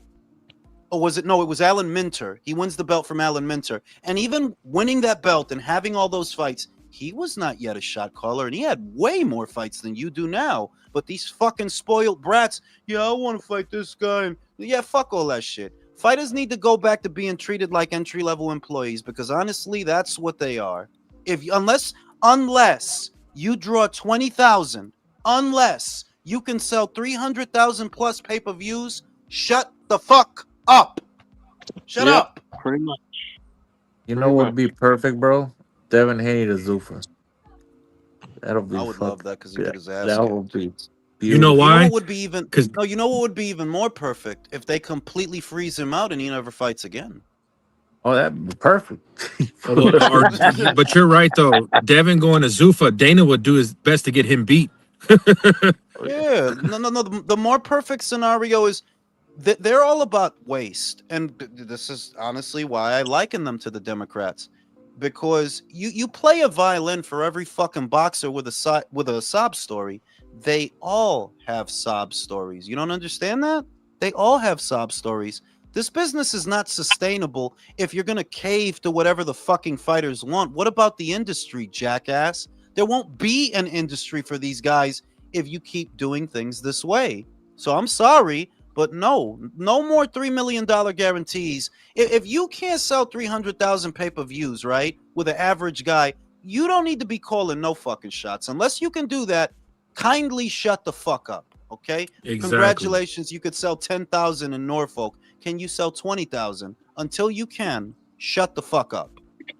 And that's the way it should be. It's mind-blowing when I said to somebody, hey, TKO has like close to 3,000 employees. So they gotta feed everybody, not just the fighters, not just the talent. It's because of all the horror stories, particularly the Mike Tyson horror story with Don King.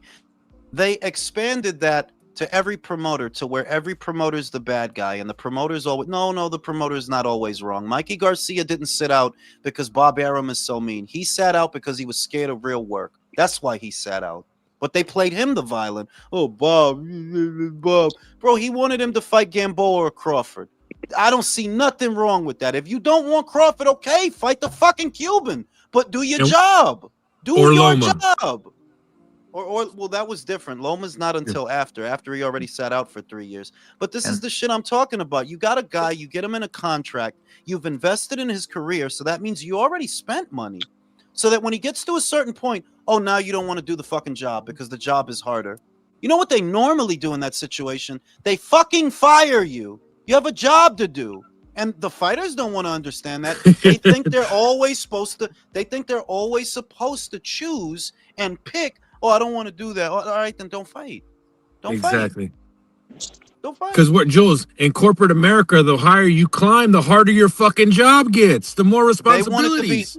They want it to be easier the higher they climb, and that's the problem. Like, no, homie, for what you guys cost to go in there and maybe you entertain a crowd, but maybe you don't. Think about how many super fights we saw that were intended to be super fights that were fucking duds, and what they costed to put together. Yeah, fuck that shit. Fuck that shit. Y'all need to be told what to do. A lot of people aren't gonna like that. The fighters, least of all. Nobody wants a boss, but you can't be your own boss because you're never gonna do the job. If you're your own boss, if we leave it to you, you make top dollar for layups. If we leave it to you, it's always supposed to work out to where you get more money, even when the fucking fight ain't worth nothing. Devin Haney, DHP Promotions. How come y'all ain't put a bid in for the Sandor Martin fight when it got ordered? You're a promoter. You're DHP. Silly ass shit. You know why, Joe? Because it wasn't Devin Haney. It was Dickhead Promotions. Dickhead. No, but seriously, isn't that the most Claggett thing ever when fighters do their own Floyd Mayweather? Oh, I'm my own promoter shit. Okay, sure you are, buddy. And that's why I always revisit the mythos of Floyd Mayweather, because so much pure bullshit came out of that I'm sorry to tell you, Floyd was not his own promoter. Golden Boy was his promoter. That stings, but it's the truth. How do I know Golden Boy was the promoter? Whose name is on his check? Does it say Mayweather Promotions on the check for $40 million? It says Golden Boy. He didn't leave Top Rank and go into business for himself. He literally left Top Rank and basically became a Golden Boy fighter. Hey, you were doing a bunch of business with Golden Boy. Who's financing the fight? Golden Boy. Whose name is on the check? Golden Boy. But let these guys tell the story. No, he's this fucking Cinderella man that blossomed into a big fucking dickhead. Yeah, he became a billionaire businessman on his own. This is the fucking gayest shit ever. Like, Brody, if he's his own boss, why is his name not on the check? 300 million a month, motherfuckers. 300 million a month. Get it right. And that spawned this entire generation that thinks that because they run out and get a promoter's license, oh, now I'm my own boss. Then why are you relying on Eddie to get you fights if you're your own boss? Why don't you broker your own network deal if you're your own boss? You got to stop giving these kids a fucking play phone. Yeah, it's disrespectful, but it's the truth. You're an entry-level employee. You're only hot for a few seconds, and that's if you're actually good. You're only hot for a few seconds. Today's hot button topic is tomorrow's, yesterday's news. The Charlos used to be a hot button topic, Brody. You know what I'm saying? How many times do people bring them up now? Caleb Plant used to be a hot button topic. How many times do people bring him up now? That wasn't even that long ago either. You got to stop empowering entry-level employees to make decisions that are above their pay grade. That may sound fucked up because their job is hard, but guess what? Don't do it then. If it's that hard, don't do it. You're not a CEO. You're not a promoter. You're not a manager. You don't have the brain for that. You're a fighter, so fight. That's what you're supposed to do. And coincidentally, that's what a lot of you don't want to do. You're a fighter. Go fight. That's what your job is. Go fight. They want to do everything except that. If you don't want to do the job, McDonald's is right down the street, buddy. UPS Amazon Prime's hiring. UPS is hiring, bro. And that's and a part of what propagates this problem is the way that the sport is covered, because you have a lot of people that they have to form relationships with the fighters in order to get access. So they're always sympathizing with their bullshit. When Brody, I have to remind people, these are not soldiers. No, they're not off in Iraq shooting it out with the insurgents or whatever. Like, you're not a soldier. Okay? You're not a municipal servant either. You're not a garbage man. You're not a policeman. You're not a U.S. Marshal. You're not customs. You fight for the same reason that people work at the Amazon warehouse, for your bank account. So let's stop treating these guys like they're the victims of some kind of an injustice. No, you fight for money. The same reason people get up and go to work every day. You don't deserve special treatment. You have a job to do, and you don't want to do it. And it's about time more people said that. Hey, you got a job to do. We want to see you fight, but not just bums. We want to see you fight in good fights the way that we used to see guys fight in good fights. And the weirdest thing is those guys didn't complain. Those guys back then, they didn't, because that was the job. They understood that. Foreman and But then fucking also Ron too, Lott. Jules, you didn't have promoters overpaying motherfuckers to fight nobodies. That's the biggest difference too. Yeah. I mean, And yeah. that's the thing. I will agree with Gooch because he's saying this in the comments a little bit. Like the fighters getting overpaid from their demands is overshadowing the fact that the promoters have indulged this. Like they've been having their own fair share of why boxing is the way it is.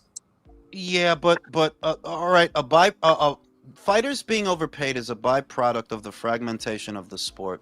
So when networks jump into bed with promoters and give them exclusivity deals, right? You have to make sure that that talent doesn't float away. That's where fighters getting overpaid comes into it. How do you make sure that talent doesn't float away? You offer them a big contract minimum. That's how that starts. Yeah. Whereas now, if you look at how the Zuffa contract, if all that stuff is actually in there that I read, and I think it is, they don't have a lot of say so. If you read through the whole thing, they don't have a lot of say so. My thing is they shouldn't have a lot of say so. You can't hire somebody as a McDonald's cash register person and say, hey, how long do you want your break to be? Do you want it to be 2 hours? 3 hours? What do you want to make an hour? You want to make 10, 12, 15, 100? You're an entry-level employee. You have too much say-so. This is never going to work. If we leave it up to you, of course you're going to want the most money. And of course you're going to want a 5-hour break. Of course you're going to want to do whatever the fuck you want to do because that's what everybody wants to do. But that's why everybody's not in charge. Mm-hmm. It can't work that way. Nothing can work that way. Shit rolls downhill. I'm sorry, it's the truth. Shit rolls downhill. But Some people. Jules, Go ahead. they're acting like the contract that came out. They're acting like that's the one Jai Patai signed, or that's the one Usyk's gonna No. sign. No. That is for an entry level fucking 4-rounder, 6-rounder, 8-rounder. And what kills me is you're playing these guys the violin, Gooch. But tell me, what were Edwin De Los Santos's options before he just signed a Zuffa? What were Rayo's options before he signed a Zuffa? Without Zuffa even coming into the picture, Robert Garcia himself said PBC told him it's Gary or nobody. That's what they told him. It's Gary or nobody. That's what he said. So please don't tell me that, oh yeah, Zuffa's the bad guys because they want to have control over how they spend their money. Hey, if you don't like that, don't sign to them. Go back to doing what you were doing before, which was fucking nothing. How many Do you have a boss, Gooch? How many months has it been since Rayo fought Gary? How many months? 9 months. Right? And he So has you a kid can- on the way, so shit. So you can go back to not doing shit. Because, well, I don't want Zuffa telling me what to do. Fuck that. All right, then don't sign to them. Just go back to waiting for the phone to ring. You have that Go back to option. hoping. Go back to hoping that TMZ TGB calls you. Sports. TMZ Sports just put out Tank's mugshot, and he looked like he was crying. Let me see. Hold up. Look at Jules. Go on Twitter, TMZ Sports. I gotta look at this right now. Hold on. Pull it up. I'm Look looking- around the I'm looking. eyes. You could tell he was crying. God, where the fuck is it? TMZ Sports with the underscore. Let me look at it right now. Hold on, I'm gonna put them in the shit. TMZ underscore sports. Okay, let me see. Ah, you fucking bitch! Oh God, I hope you burn in hell, man. Oh man, yeah. His eyes is watery and shit. His eyes is glazed over. Fucking bitch. But yeah, man. I think that promoters need to assert dominance over fighters, and I know that a lot of people aren't going to like the sound of that because they assume that I'm saying, Hey, can you hear me? yeah, I can hear you loud and clear, bro. They assume that that I think the fighters should be mistreated. No, but you are an employee and you do have a job to do, and unless you do it, you shouldn't have no say so. Simple. Yeah, like You're an employee. my back hurts, and I'm gonna wake up and take my ass to work, bro, because I need the job. The fuck. Yeah. There's this idea that you're supposed to pamper them because, oh, their job is so hard, then get a different job. You don't have to be a boxer. I don't have to feel sorry for you because your job is hard. Do something else. They actually got it How many? easier. Someone wants to pay them. I'm a 1099. I got to work 14 hours a day, study for my CPA, and do a bunch of other stuff because it's up to me. Can I say something? Go ahead, Gooch. Go ahead, Gooch. I'm not against Zuffa. Zuffa to me is a market adjustment.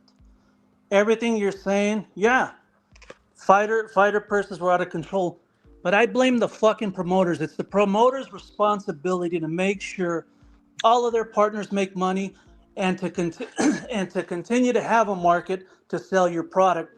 It is the network's job to ensure quality control, that they're getting their bang for their buck.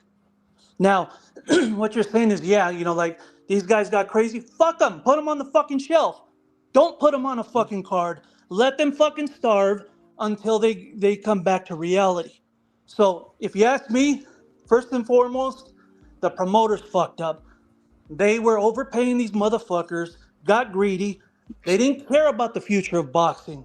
It was I'll about say getting this. fucking I'll money say this, now. Gooch. You're right in the sense that who's responsible for the overpayment of fighters and all these inflated purses? The promoters are responsible, but one more than all of them. One more than all of them, because what that one promoter did completely affected the entire market.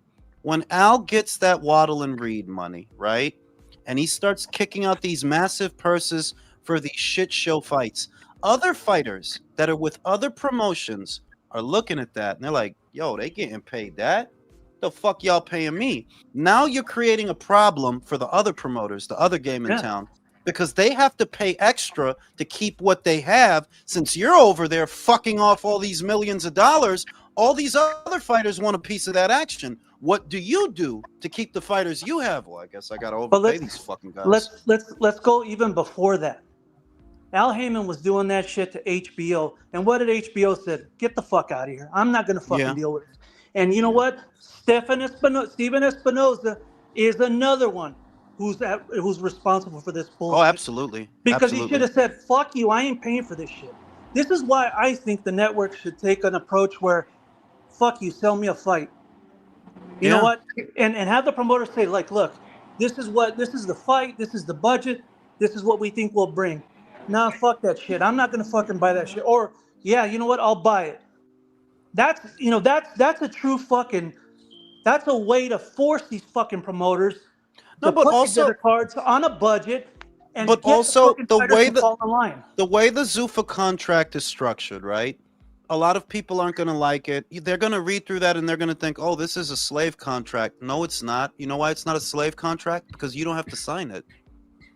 You Yeah, don't have to sign it. exactly. You But still have the ability. Hold on. You still have the ability to take your chances in the open market in America. And if the market in America is dry, you do what other people do and you relocate to a different country, because they do it all the time. We've been watching Russian fighters, Mexican fighters, Argentinian fighters, African fighters literally uproot themselves and move to America or move to the United Kingdom because that's the better market for their profession. So if you got to do that, boo-hoo, bitch. Other people been doing it for years. I American fighters agree. used to I do agree. it. But Wouldn't you write I anyone? agree. I agree. But the promoter has the same right to say, "Fuck you, I ain't paying you that."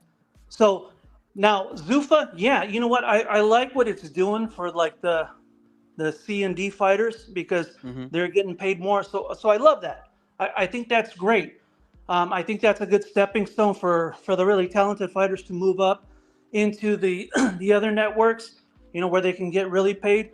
But again, as like I look at it as I run fucking businesses, and if you want fucking $5 million, but you're a $1 million fighter, I'm gonna tell you get the fuck on, because I'm not gonna fucking lose money, and that's the problem. Of course. The thing is, every halfway decent fighter, like let's say you had Ron Lyle in this era, right? With these standards. Oh yeah, you wouldn't be able to get anything done. For the show that he puts on, right? He puts on an amazing show. But Ron Lyle at his very best was a B-C level fighter. You can't be a B-C level fighter with and have A side demands. A level demand. You want A level money, but you're a B-level fighter, C-level Yeah, fighter, Jules. and that Yeah, Jules. and that's the problem we got though. But Jules, Brian Jules, Norman and Boots Ennis is the perfect example of this. They offered you money you never even saw before, and you turned your nose up at it. This is the problem. We as consumers, me, you, country, we were deprived of a unification match that by all rights should have happened because you got a B, C level fighter that wants A level money. And he's not the only one. This shit happens all the time. And the sport suffers for it because then the fights that need to happen don't happen. It takes too fucking long. It has to stop. You know Can what I the interject problem here was? real quick? Real quick, Go let ahead, me say. You know what Go the ahead. problem was? Is that these fucking promoters were not willing to take the pain and have them sit out for a fucking year, because within after a year, You can't they're say gonna that. come back to reality. You Because can't say that. You and you know can't what? say that. And if Mikey, yes, they bro, can, because Mikey sat out for 3 years. Callum and Smith, then do you know why Callum Smith only fights once a year? Because of that. You want money that's not out there. Okay, I guess you're gonna sit out. because I guess. then they give it to them. Don't fucking give it to them.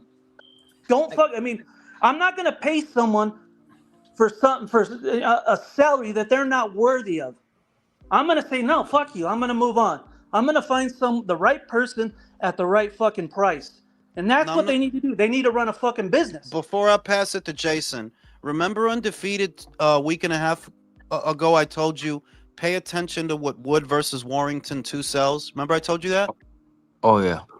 It's sold out. Shit. It's sold out because in the UK, boxing is still a business. Lee Wood asking for a lot of money is not going to bother me because I know he's good for it. Josh Warrington asking for a lot of money is not going to bother me. I know you're good for it. You're going to make that money. You're going to generate it. But these Americans, when you got a Charlo who hasn't fought in 3 years, Brody, what do you expect somebody to pay you when you ain't fought in 3 years? What do you expect somebody to pay? A $2 million. right? Ain't fought in 3 years and you Yep. lost. But fucking we gotta give you $2 million to do your No, fuck fucking that. job. a fucking drunk Andrade in his driveway. What do you want, bro? Exactly. But Why do notice, you think those guys? $10 Why do you think those guys don't fight? Oh, because of lack of opportunity? No, any one of you could have went to Pro Box and had 2 to 3 rebound fights by now. The reason you don't fight is because you want money you're not good for, or you won't do your job. I suggest take the job from them. We don't need you. exactly, and that's why Charlo hasn't gotten a fight, because they're finally saying no, fuck you. I'm not gonna pay you Yeah. that, and that's exactly what has to happen. Like fuck you. You've been out what 2-3 years. Continue to fucking rot. Yeah. I hope you got a nice spot on the couch, But because that's who where has you're to gonna do- be. But who makes that decision? The fucking promoter. No, I ain't paying you fucking 10 million that you want. Get the fuck out of here. I'll give you $1 million. Keep them on the fucking shelf. Listen, bro. No. I got $500,000 and a do-rag for you, bro. New do-rag. And some crack for your brother. Fuck that. I got 350 and 2 Swisher Sweets for you. You gotta give him a choice of a pint of tequila or E&J and shit, man. But Gooch, That's what do you want to see from the game then, Gooch? In your world, what do you want to see? I want to see them put these fucking fighters that think they're worth fucking millions on the fucking shelf until they come back to reality. That's what Dana White does at the UFC. I'll say this, Gooch. I don't just want to see that. I want them to remind people, because the boxing really sort of forgot its identity in the Mayweather era, and I was reminded of it when I was looking at Mickey Ward's record. That Mickey had fucking 11 losses when he fought Gaddy for the first time. 11. Yeah. 11. Gaddy had 5. Derek Chisora shit. A guy with 11 losses and a guy with 5 losses came together and made one of the classic fights of boxing. And it delivered for everybody, for the promotion, for the fans, for the network. People still talk about that fight to this day. So that when you And you know what they didn't do, Jules? They didn't overpay either fighter. Both guys got $1 million. But Right? okay, and I agree with all that. That's where Zuffa's place will be great because it'll give they're gonna make great fucking fights at a great cost. I look at it as a businessman. They're fucking us, and so like you're putting out this shit fucking product and you're charging me extra for it.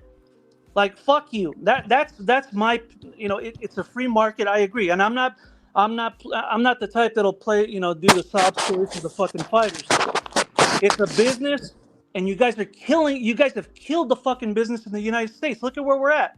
Well, because it's not a business anymore. It stopped being a business. Honestly, Gooch, It's it a stopped being shitty a business. no, it's not a business at all. I think hand on heart, I believe that boxing stopped being a business in 2014 in America. It stopped being a business, and it started just being about keeping up with the Joneses and whatever the industry standard was. But it's not a business in the sense that no, you're not supplying a demand. You never supply what the fuck we demand. When we demanded Crawford and Spence, you made us wait 5 years. When we demanded AJ and Wilder, you gave us AJ Fury. I mean Wilder Fury. That's not what we was. That's not a business. Business is supply and demand. And Gooch, what's it's going to a happen, business, but it's Gooch? bad Like we've business. said it on this channel many a times, we need to go back to starving the fighters. They need to be desperate for a Yeah. fucking $200,000 payday. Yeah, honestly. But I also, wonder- we're talking. Hang on. We're talking about fighters, promoters, networks. We're forgetting the fourth piece of shit in the room. We're forgetting about the promotion bodies. Because part of the reason these fighters can demand these large purses, and the promoters eventually feel pressured to give it to them, is because they've got a ranking from this promoter. They got a belt from that governing body. Because what do the governing bodies provide? Legitimacy. They provide the only form of legitimacy because they control who the champion is. Well, Yeah. I mean, When well, Rolly has a belt, clearly something's fucking wrong. You know, Right? it would be nice if Golden Boy goes under and we see Schofield pro box. For real. No, I'm Or gonna smoke a Zuffa. cigarette. I'm gonna smoke a cigarette. You guys express your outrage. Hey, yo, Jules. Hey, yo, Jules. Just Go ahead. you, brother. Oh, hey, yo, I sent you a follow-up video to your ex. Hey, Herb, he left. He stepped off to smoke a cigarette, Herb. He can't even hear you. Yeah, I told him he gets back. hey, so I sent so you a at- video. I sent you a video too, country. So at the Okay. end of this, look, guys, You at gotta the end check of it the out, day, yeah. the My latest borrower is work. servant to the lender, and in this case, the borrower is the fucking fighter. The lender's the promoter. The lender's the promoter's the one with the bag, and they decide who gets hired, who's gonna get paid what. So don't fucking pay them. I mean, this and it sucks because every fucking Take time you forever think for the Friday to reset, get here. every time you think the reset's coming, some other motherfucker with deep pockets comes in and fucks everything up. Yeah, that was No, Turkey for a bit. Yeah, Yeah. it was Turkey. It was Eddie Hearn. It was Al Heyman. It's a long list of guys.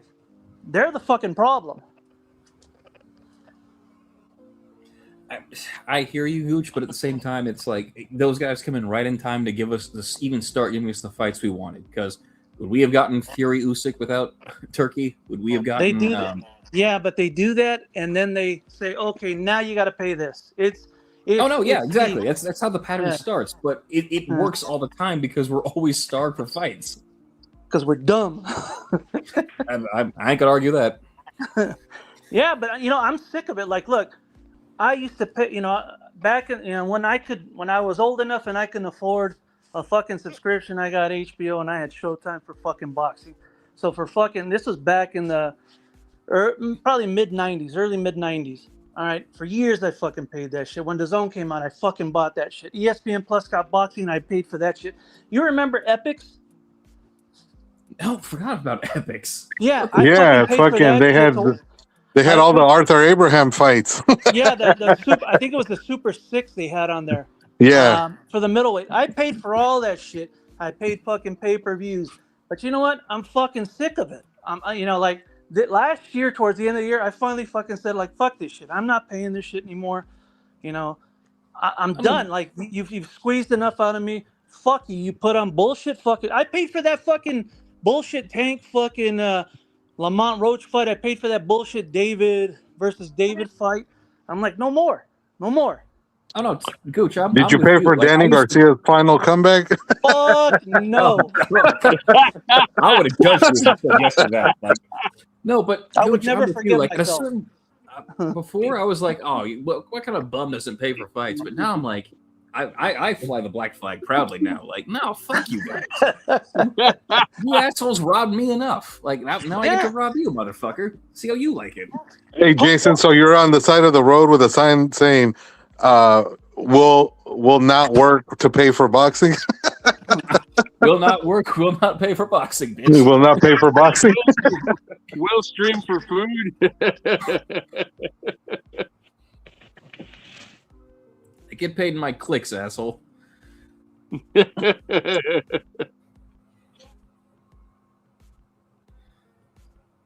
No, Yeah, it's going to be interesting to see how many of these fucking guys, especially the dudes from PBC and Top Rank, it's going to be interesting to see how many of those guys literally decide to sit on their ass instead of going to Zuffa.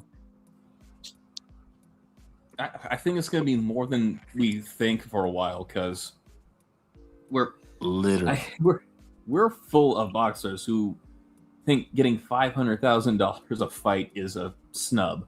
It's insulting. Yeah. Yeah, Crazy. think about it. Caleb Plant, bro, you should have been fighting already. Where the fuck are you at? And what sucks is that Caleb Plant used to be one of those guys who did fight all the time. Yeah. At the same time, bro, after he got his ass handed to him, I can't blame him for not fighting right now. No, but how long? Who did he fought last? Resendiz? Resendiz, bro, and that was 6 months ago. Damn, it's only been 6. Okay, yeah, it's only been 6. Okay. Well, no, sorry, 7 months. It's been 7 months since he last fought, but still, yeah. But the thing is, bro, it's just the market has just gotten so out of hand with a lot of these assholes that, like you said, $500,000 is insulting, which is crazy. How many years do normal people have to work normal fucking jobs to get $5 to $500,000? Exactly. Like most people will never work a job where they will make 6 figures ever in their life. They'll be lucky if they get to $70,000 to $80,000 a year. And these motherfuckers complain about, $500,000 is insulting. Fuck you. Well, Exactly. hold on. There's you got to put it into perspective. I mean, the money, not all of them do, but the money they generate. Not all of them. No, not all of them, Gooch. But the ones that are complaining. Look. When you have a Charlo, for example, when you have a Charlo, for example, let me make this point. A Charlo can easily get out there and make $500,000 a fight. He's gonna have expenses, so maybe he goes home with $350, $250. That's still more than your average American. And if you wanted to, you could make that same purse 3 times a year if you wanted to. The real reason you don't goes back to what I said. They don't want to fight. They don't want to fight. They don't want to work. That's literally what it is. If you can get out there 3 times a year, make 500,000, and maybe you make a little more if you build yourself up and you fight in a big one. Okay, by the end of the year, you could be in a big fight that pays you the same or more than the last 2 fights pay you. The reason you don't, no, you want $2 million, $3 million for one fight so that after that, you can take the rest of the year off. Yeah, fuck out of here, bro. Get the fuck out of here, bro. Don't fight. And you're not fighting. You not fighting. You in your mid-30s now. Don't nobody give a fuck about you now. Exactly, because the market dictated that you're not going to get that money, so you're going to sit on the fucking shelf, and that's the right thing. But to compare these guys to an average guy, that's not the same. That's all I'm saying. It's Like, not equivalent. Like Tim Tszyu and Spence fight, I like that fight. But if I'm Eye of the Tiger or whoever he's with, bro, No Limit. I got No Limit. I got 1 million. That's it. If you don't want to kick rocks, because then after that, if he beats Spence, what are we gonna say? He was out the ring for 3 years. He has no trainer. He's fucked up. Like, nah. I really maybe listen. one. You I really brought wish up Spence would Tszyu. just say, "I'm not coming back." You bring up Tim Tszyu, right? And he's a great example of, no, this is what is supposed to happen. He got beat the fuck up last year. He got beat up. Did he sit out for a year and wait to do his job? Literally, no. He scheduled the fight as soon as possible. That's the job. You're a fighter. That's the job. Yeah, he Scheduled. fought 5 months later, Jules, after losing. Literally. Joseph Parker gets knocked out by Joe Joyce. Did he wait a year and a day to fight again? No, he scheduled some like 2-3 smaller fights in New Zealand just a few months after he got knocked out by fucking Joe Joyce. That's what you're supposed to do. Whereas these guys know I lost, so I need to take the next 5 years off. I have to sit for 5 years. I have can't to think hear you, about Jules. it. Can you drop the link again? I'm gonna jump off and I jump got back you in. right. I got you right now. I'm gonna post it in the chat. Keith fucking Thurman. Man. Keith Thurman periodically takes 2 years off. Periodically. From Porter, leading up to the Porter fight, he was off for a year. He fights Porter, I think he waits a year. Fights Danny, 2 years. Fights Pacquiao, 2 years. Loses to Pacquiao. It's like, yo, dog, you don't want to box. You don't want the job you have. So just 3 take the years job against from him. sorry ass Mario, and then 3 years Right? against Brock fucking Jarvis. He's Bro, I will never get over can't this. make this- He fought Mario He- Barrios, beat him, and was out so long Mario Barrios became a champion. right? Crazy. And this is why I said you can't give control to the fighters. I don't want to hear about your job is hard. No. A lot of people have a lot of hard jobs. At the end of the day, it seems to me you don't want to box. And everybody in boxing, and especially whoever's making all that noise, mute that shit. Making too much fucking noise. Too many people in the American boxing market, not just the fighters either, the managers and the promoters too. They treated it like it was a bank heist. Because you're not providing value to the broadcaster, so the broadcaster has no incentive to renew with you. You're not providing value to the customers, the fans, because you're just giving them shit they didn't ask for. Who the fuck asked for Thurman versus Jarvis? Who the fuck asked for that? Who the fuck asked for? God. Who do you blame for fucking Pitbull calling out Tank, knowing the situation he's in? Sean Gibbons and the promoter. There you go. Sean Gibbons, the promoter and the network, because it's like, yo, buddy, Tank has a legal case that he has to sort out. What are you going to do? Because he has a legal case he has to sort out. That can't be the only guy you're looking at. We can't make that fight. Are you telling us that you won't fight somebody if we find them for you? Because we can then cut you loose. And you can, just go take your chances out there. Oscar pushing. The relationship that boxers have with the way the industry now is tantamount to a parent that doesn't correct their child. You're just letting them do whatever they want, basically. You're letting them misbehave. Well, I don't want to do that. I don't want to eat my vegetables. All right, then. They It's sound time to like crack the whip. rich snot kids, but then in their 20s. Yeah, so that's why when I saw that so many people in the industry were against Dana White coming into it, it's because Dana does have regulation at the UFC. The fighters don't like it, but of course they're not going to like it, because if you leave it up to them, we got to break the budget for you, bro. We got to pay you everything, bro. All the money. Fuck that shit. That's what you don't like about Dana White. It's not even that I like him as a person or all these other things. It's just that is a real businessman, though. That's a real businessman. At the end of his deals, the networks that he was affiliated with, they wanted him to stay because the company's actually worth something.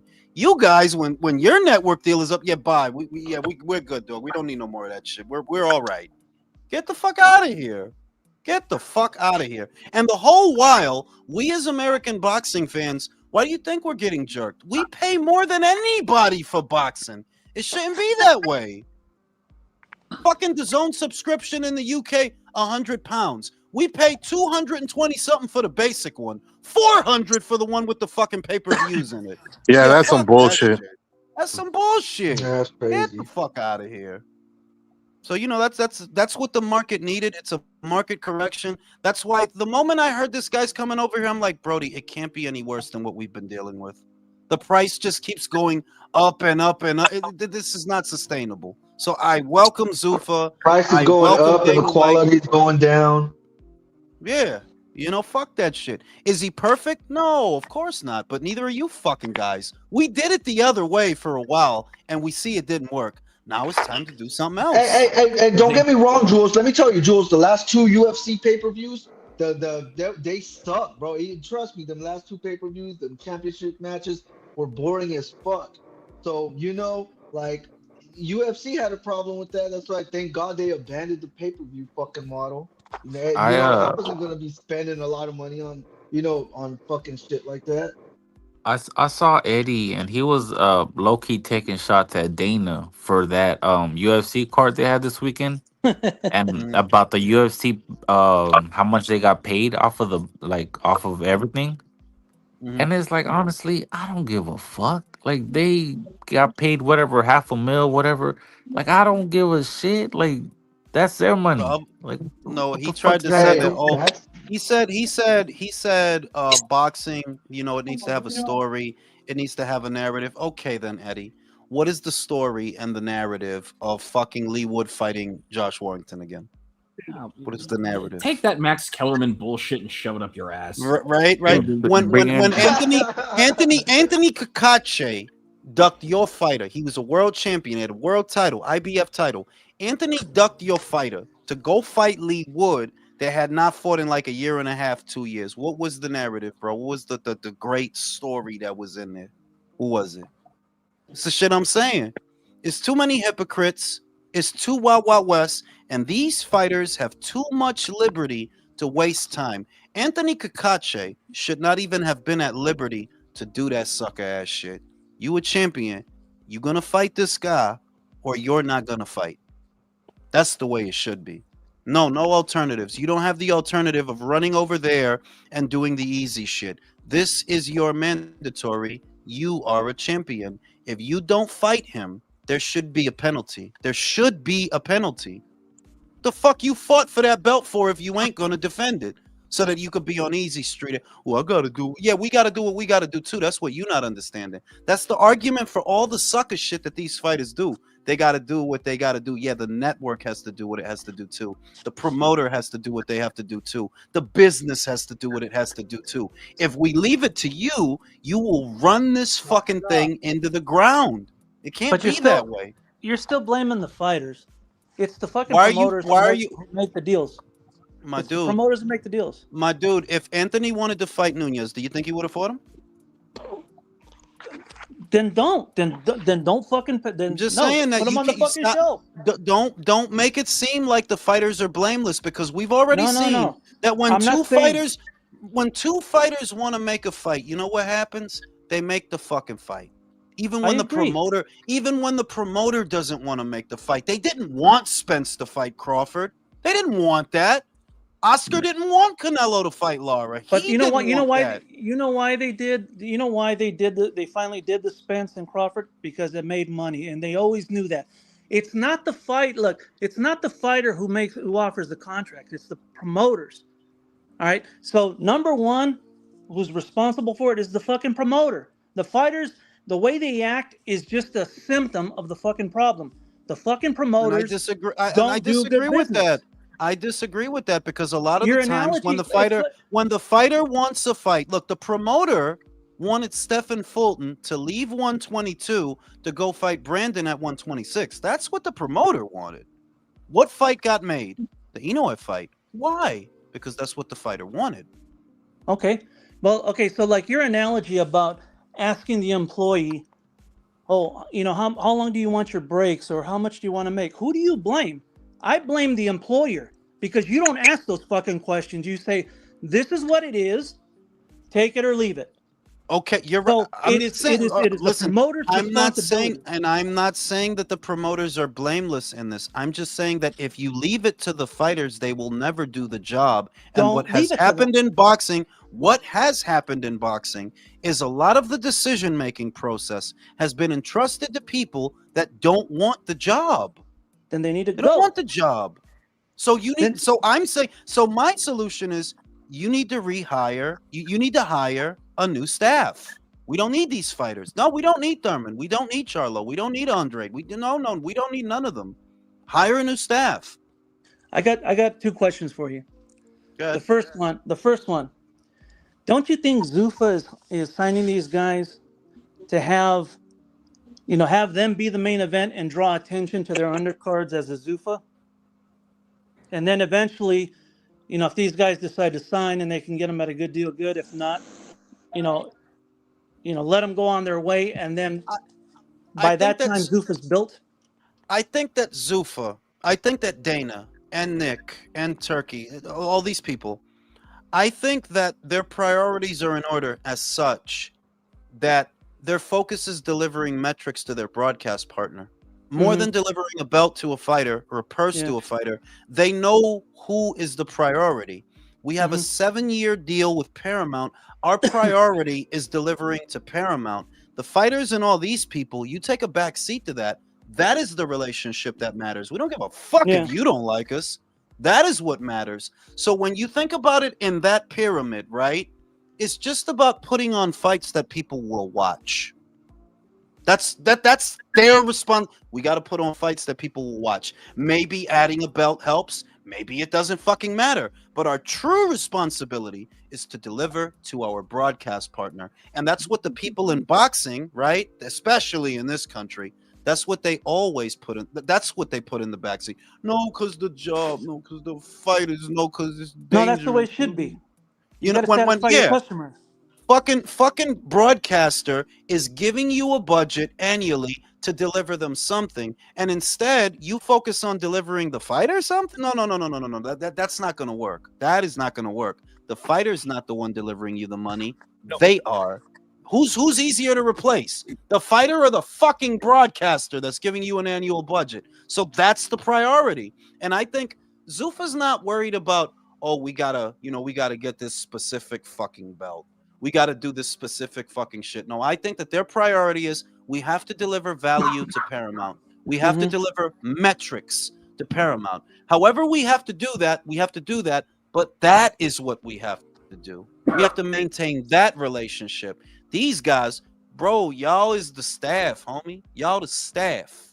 That's Okay, exactly that's exactly right. And I think they're using these high, like the Jais and Rayos, and trying to get Bam to help sell their product, to get the yes, metrics, and then yes, eventually either you come into budget or you're gone. And which is smart, because exactly what you said, you have to deliver to the person that's fucking paying you, because if yes. not, they will end your contract after 2, 3, 4 fucking years, whatever, or they won't renew it. I agree with you 100%.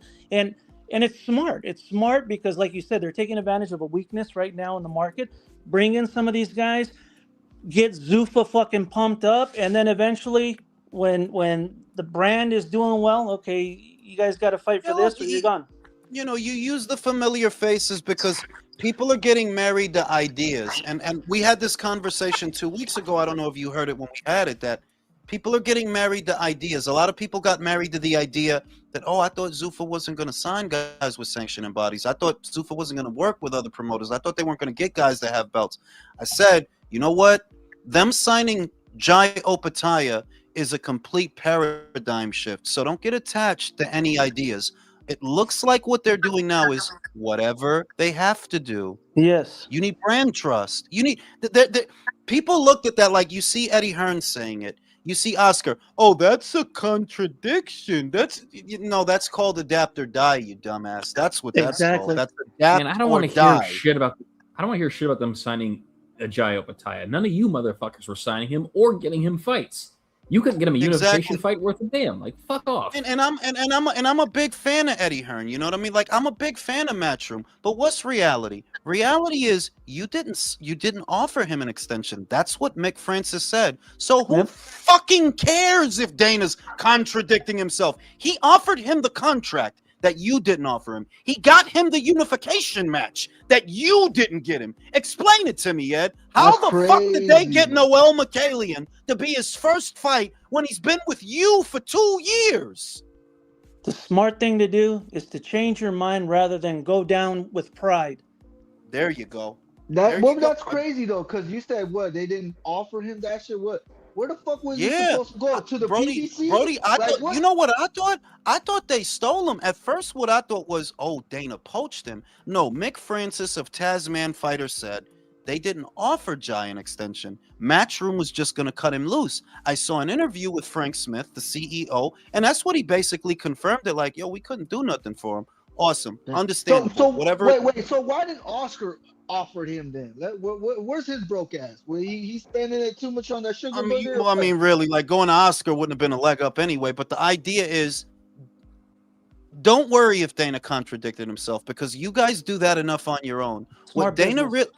Smart business, adapt or die. We need brand Yep. trust because we got a lot of money. We got a lot of money. We got a strong broadcast partner, and we have a strong commitment from that broadcast partner. That's what a 7-year deal means. For That real, that's what we're it is. fucking with you. You know, we fuck with you, but what we don't have is familiarity and brand trust.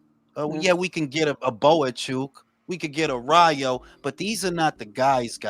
We need guys that are going to make people look at our brand. We need guys that are going to bring people here. We may not always do it this way, but right now, this is what we need to do. Right now, Smart. we don't have Smart.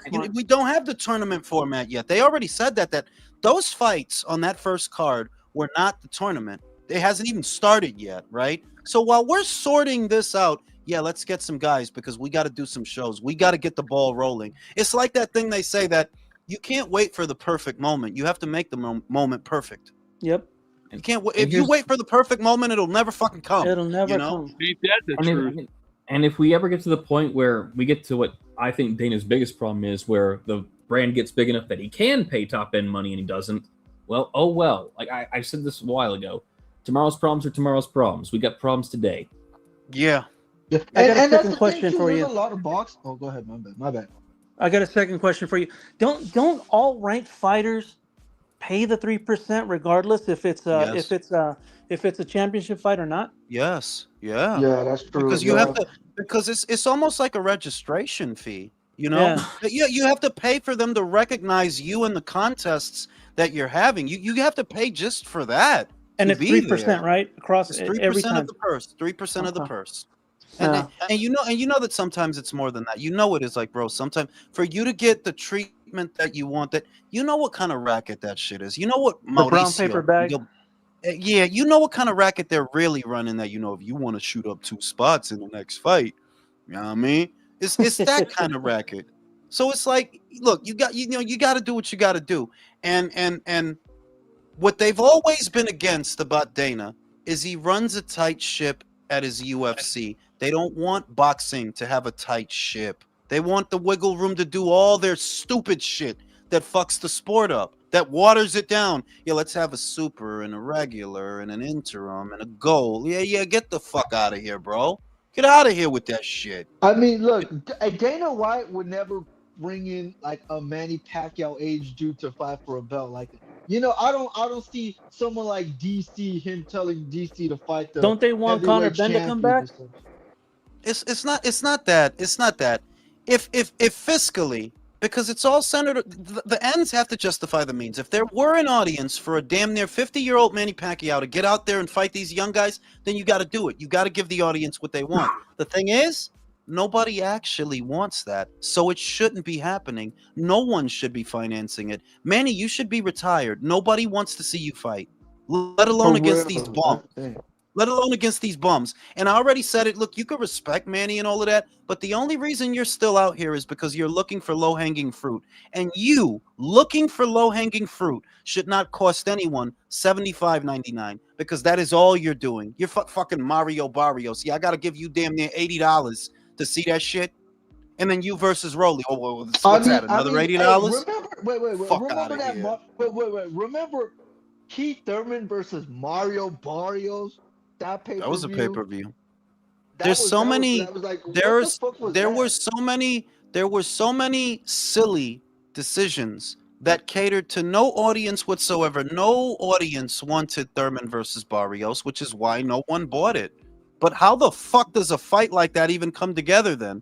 Because you guys have too much wiggle room to waste time and waste money. And that's what changes now. No more Thurman versus Pacquiao. No more Charles Martin versus Luis Ortiz as a pay-per-view on New Year's fucking day. Whose brilliant fucking idea was that? Andy Ruiz versus Chris Areola on pay-per-view. Seriously? That was crash ass pay-per-views, man. Who's flying a jet plane? I don't know, but I'm about to fucking go to sleep anyway. This has been a great pep talk, guys. Now you get out there and you Hey, make a fucking difference. hey, yo, Good Free night, Jules. everybody. Javante Tank Davis. Free Hey, Tank. hey, Jules, I sent you a video to your ex. I'm gonna check it now. You guys get out there Nice. and you make a fucking difference. All right.